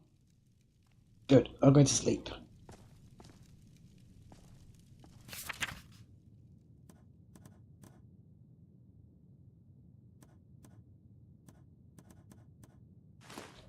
Observation.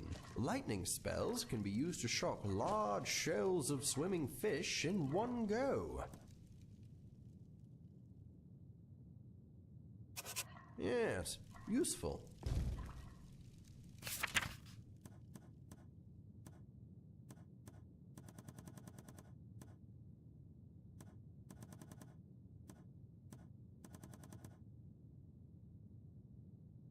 Where was a pillow?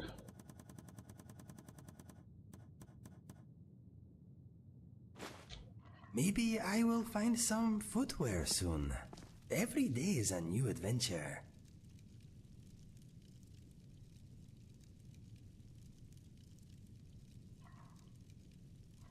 Times the number of eyes. Carry the 2, run it all backwards. There you go. Huh.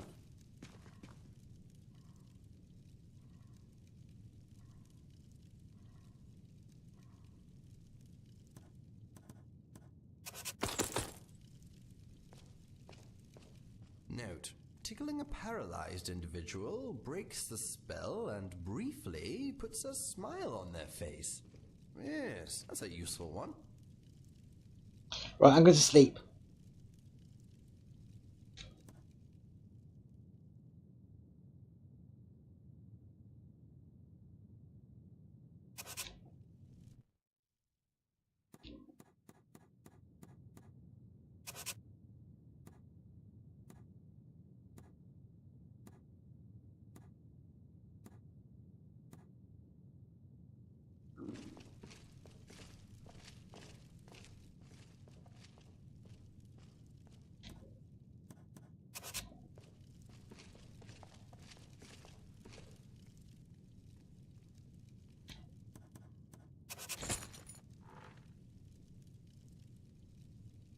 Dear Diary, my name is Etiquette. Pleased to meet you. I have kept journals in the past, but never a diary. You are my first. Please be gentle.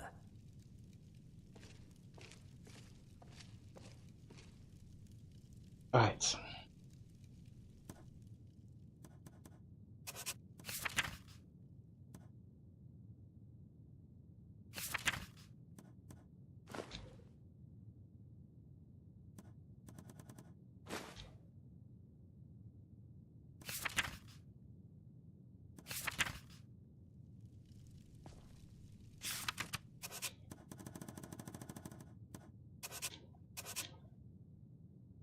Okay.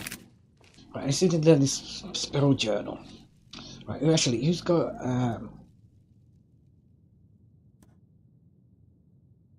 Actually, let me see if I can learn a bit more about the Dear Diary, I hope my friend and I get a moment alone to relax and talk. I have a couple of things to ask. Things that should remain just between us. I need some food.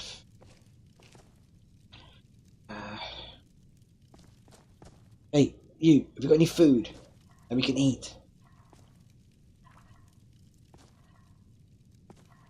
Dear Diary, my friend and I have had quite a time of late. We met Langley and gained a powerful spell. P.S. I am the champion.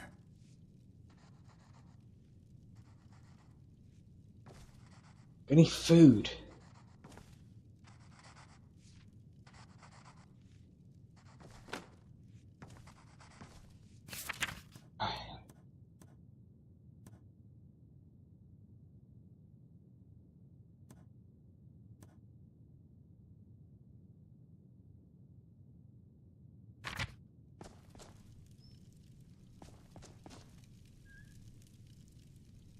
Dear Diary,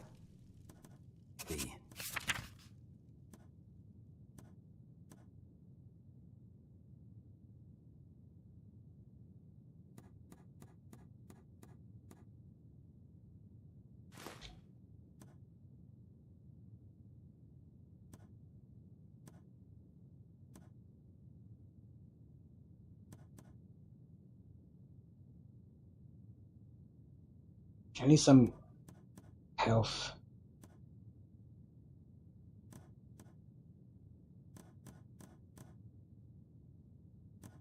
being some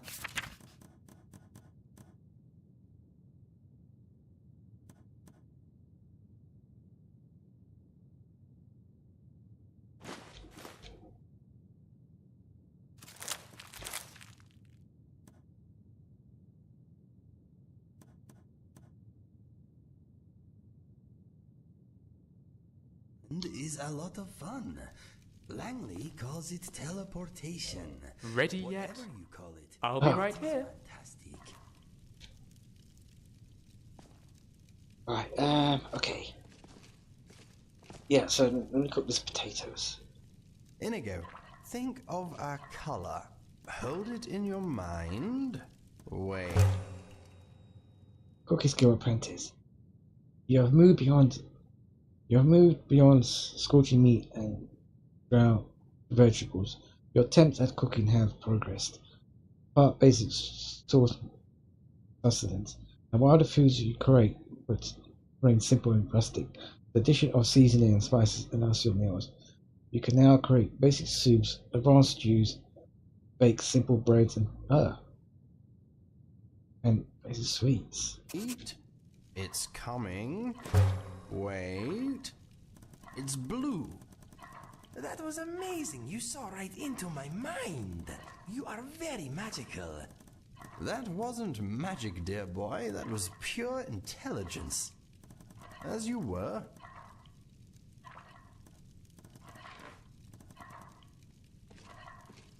What's keep it tail?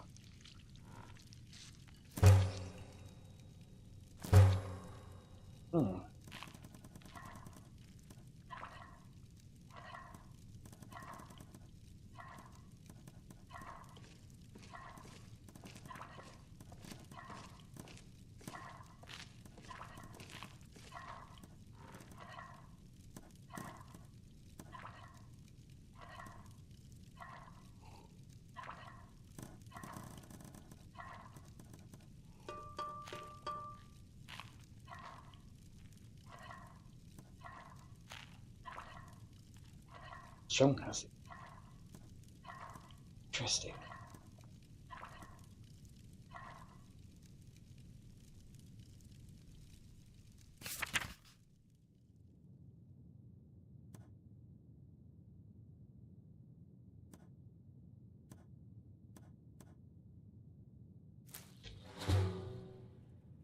Damage health discovered. Right.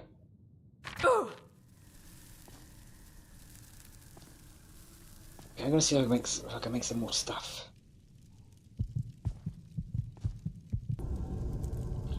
Oh. God damn it.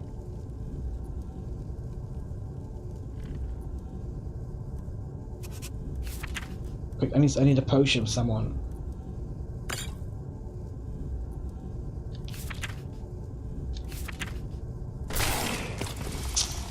Oh, fucking hell! An eternal repose. Peaceful.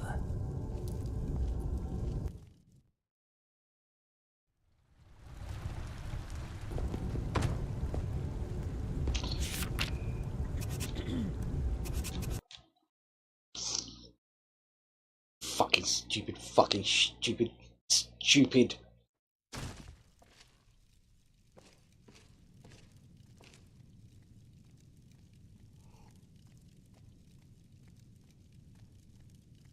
Didn't fucking save.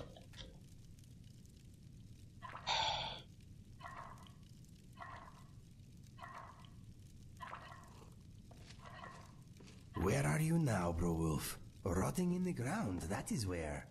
Good riddance. Fuck.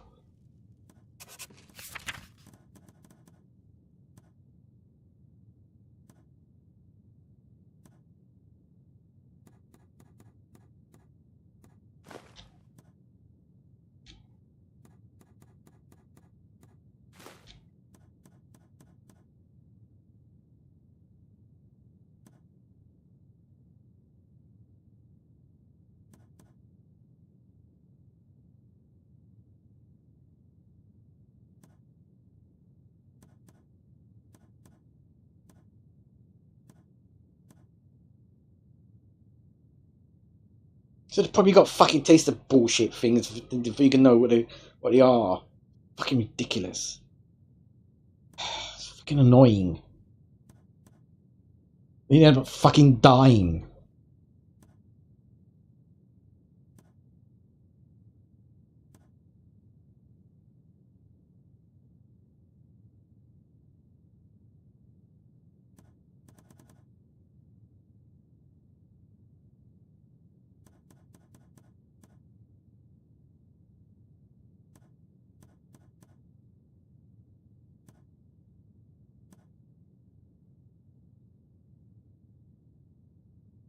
Oh, fucking annoying piece of fucking shit.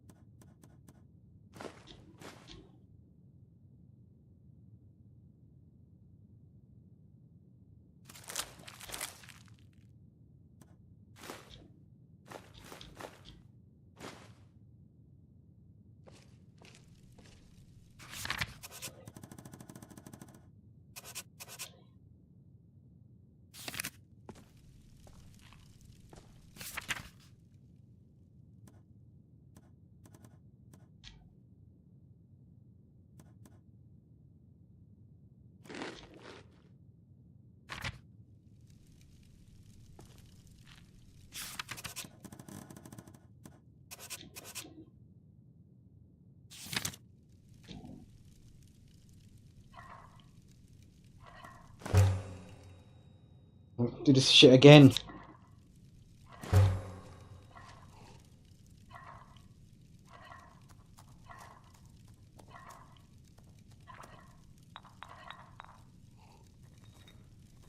Alright. So this...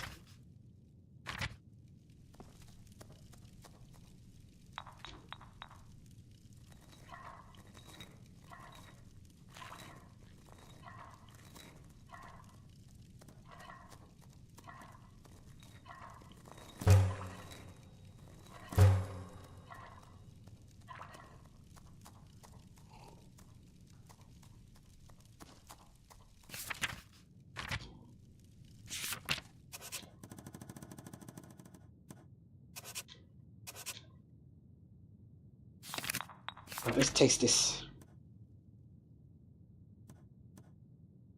Okay, boiled skeever. Tails. Just taste this and see what it tastes like. Hopefully it won't kill me.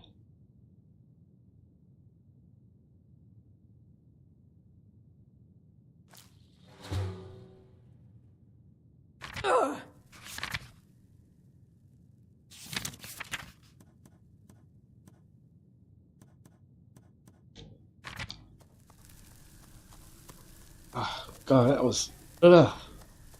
Wow.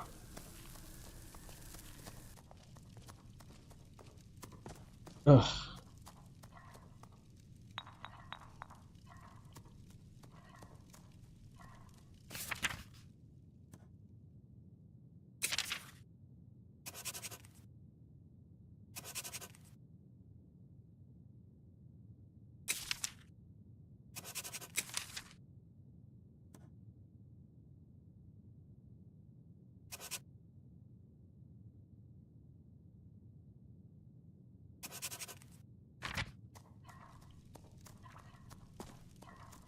Alright.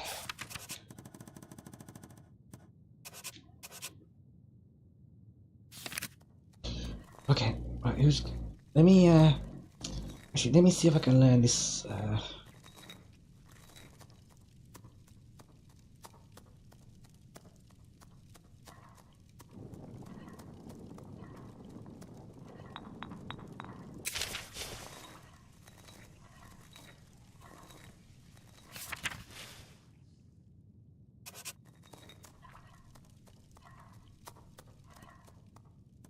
research journal.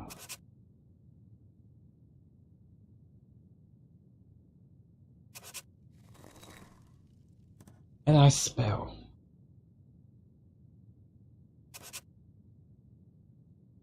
Oh, okay.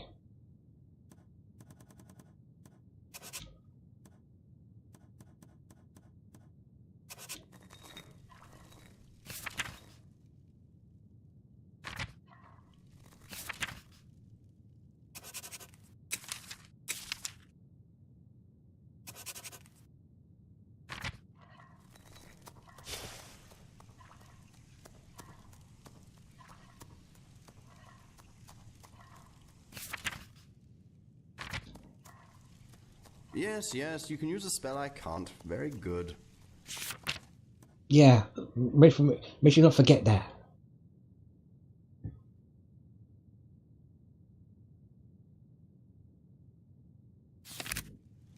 Right,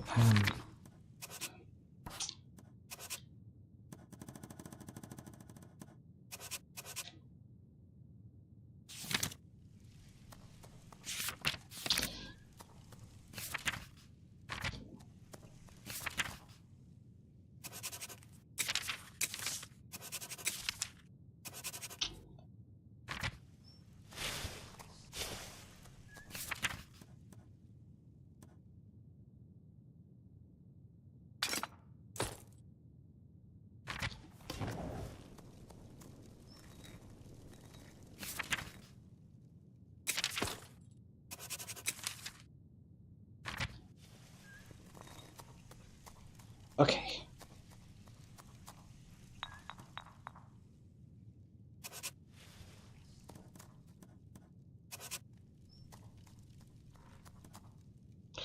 Spell in your right hand is a novice.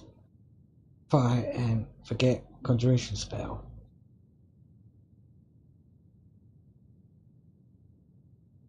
Okay, fire and forget.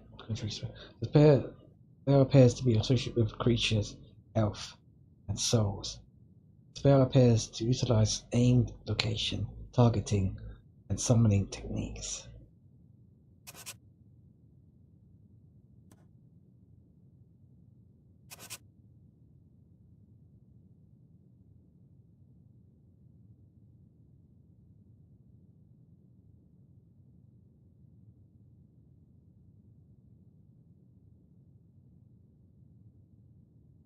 Once I've started researching, I can either cast the spells and I will observe the effects as I cast them, or I can use research journals again to spend some time analysing the content of the spell.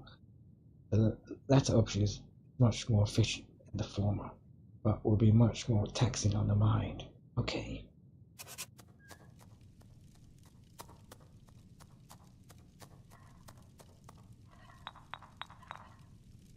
Dear Diary, I hope my friend and I get a moment alone to relax and talk. I have a couple of things to ask. Things that should remain just between us. Okay, let me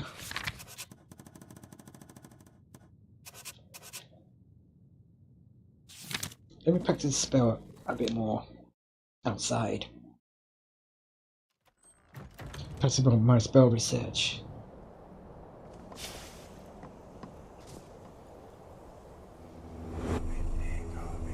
Whoa, I was chasing my tail. I am glad it made the trip with me. Good to see you, by the way.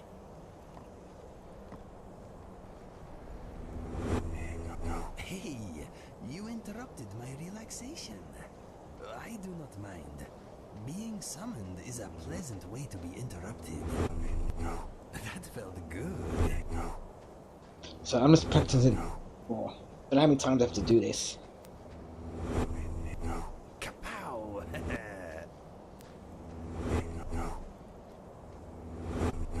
Teleportation can be relaxing. Wait, let me see if I can put you on top of the roof. No, look. On the roof. Get on the roof.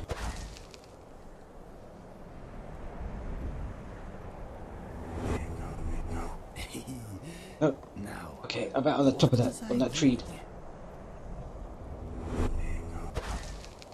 No.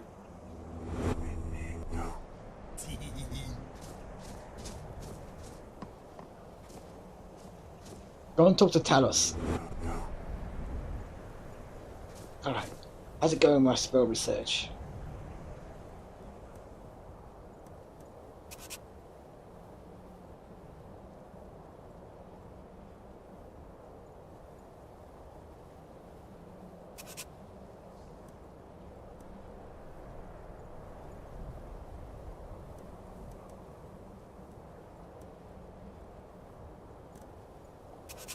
Right.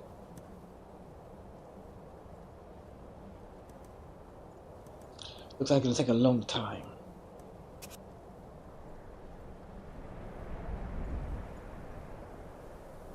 Of this. Okay, bye. Okay, fire and forget casting. Improving a bit. Novice. Depth. Okay, I still got a lot more to do.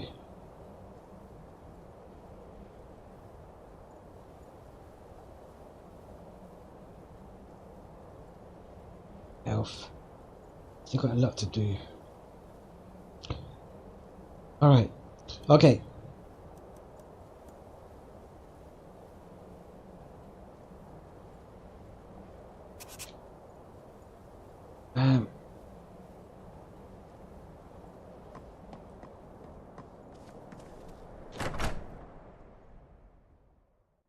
You haven't lost Inigo, have you?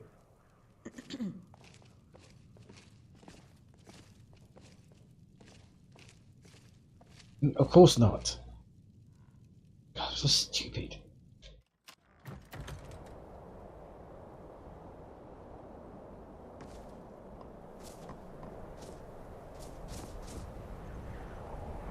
Inigo?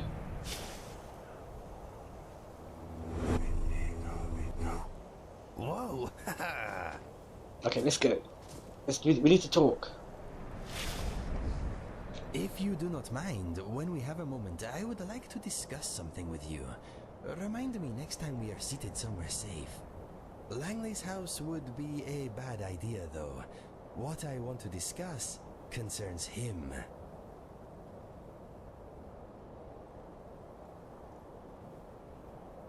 Okay, where would you like to talk? Any peaceful area with a place for us both to sit will do. An inn or a home would be preferable, but as long as we are not in danger, I really do not mind where we talk.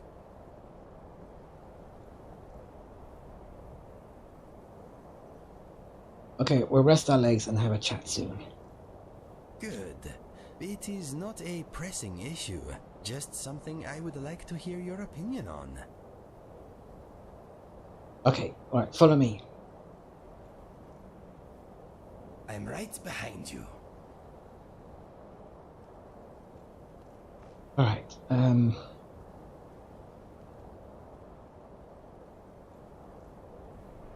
okay, we're gonna wait inside for a minute. I need to gather my thoughts. Come.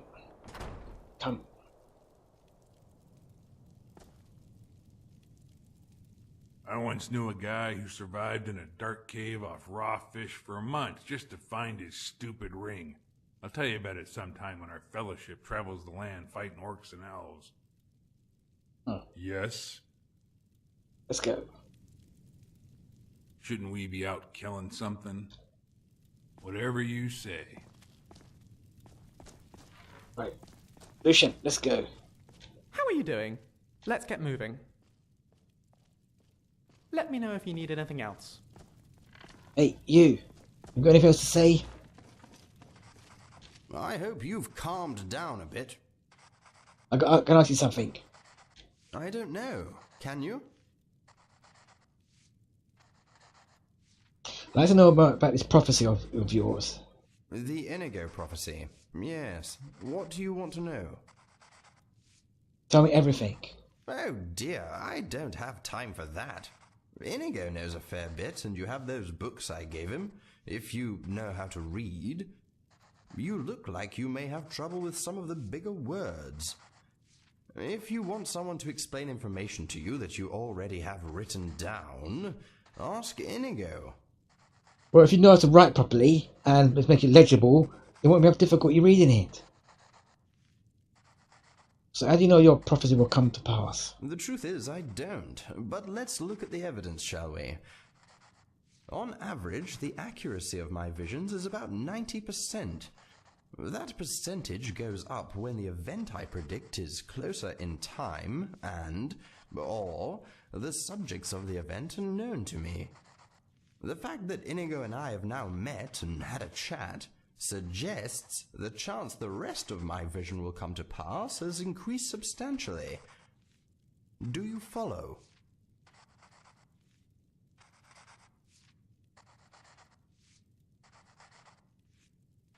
Go on.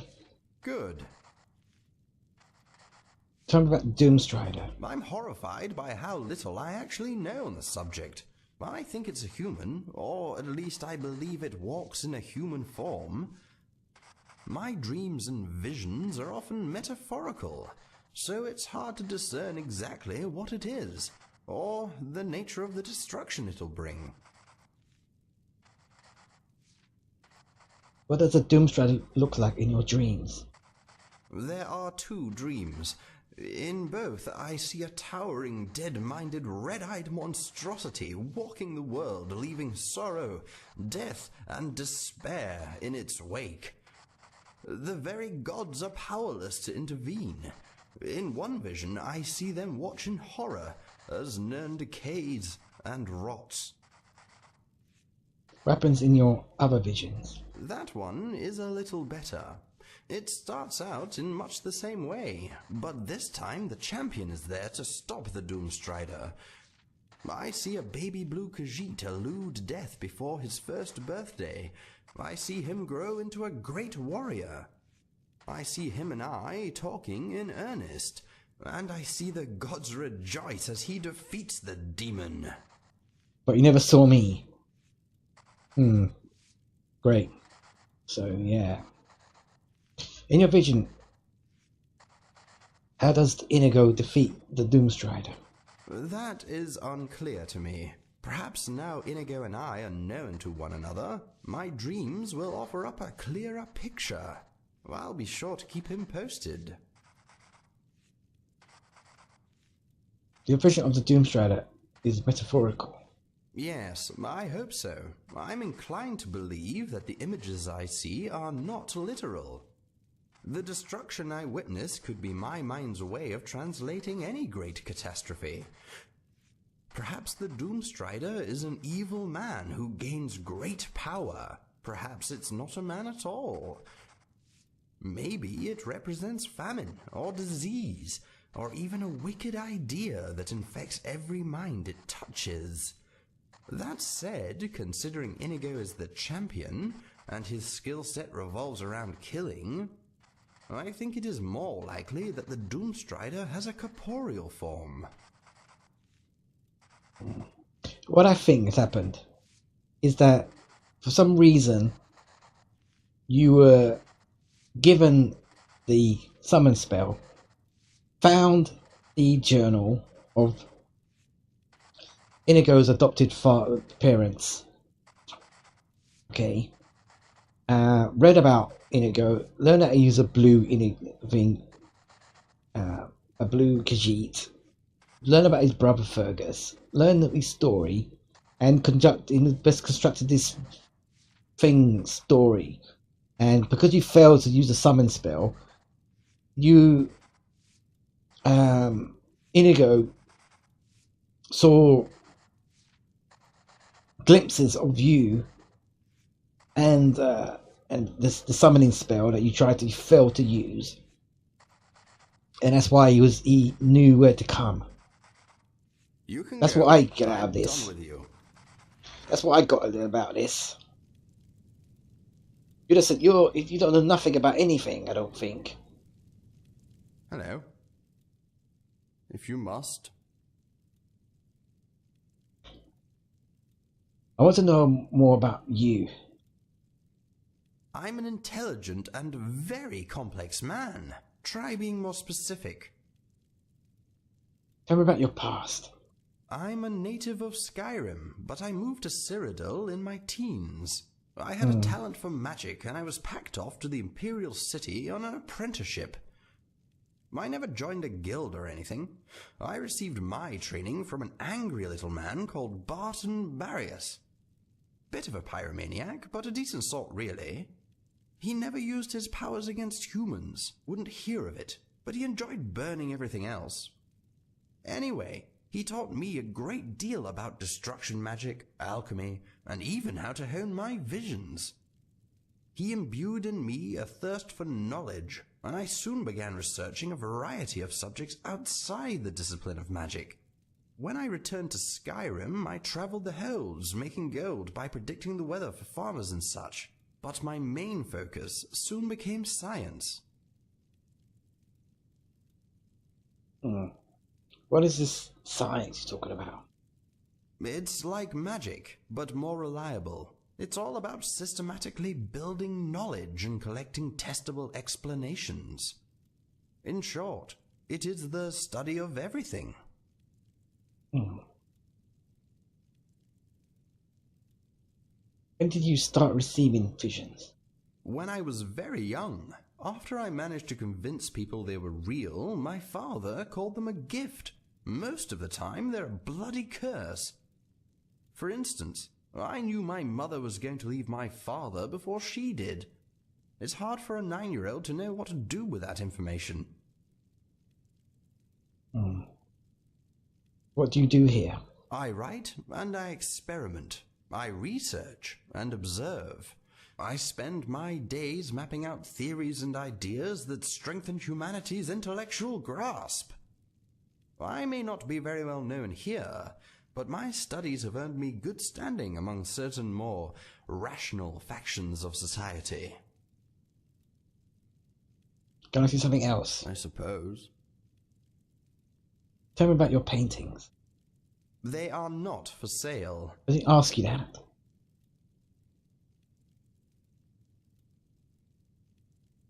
Are they images from your visions? Yes, I discovered my love of art in the Imperial City. Now I mainly use my talents to depict what I see in my dreams. I paint them as soon as I wake up. I find that locking a dream in place in the form of a picture often lends further insight. Where do you get your materials? I make my own. I mix various ingredients with a little oil to create paint. And I've discovered a skeever's tail makes quite a decent brush. Unorthodox, but functional. The ability to improvise is useful when one is so far from civilization. Alright. I'll let you get out of my hair. That was a horrible... Ugh. Ugh, God. Now you're giving me horrible visions.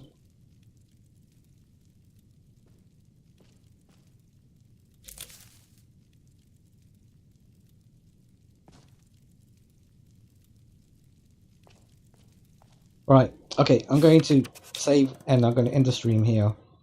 And we'll continue well, later today now. So, if you've watched this live, thanks for watching. And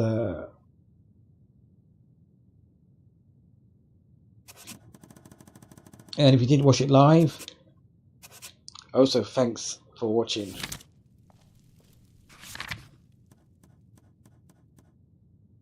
So thanks and goodbye.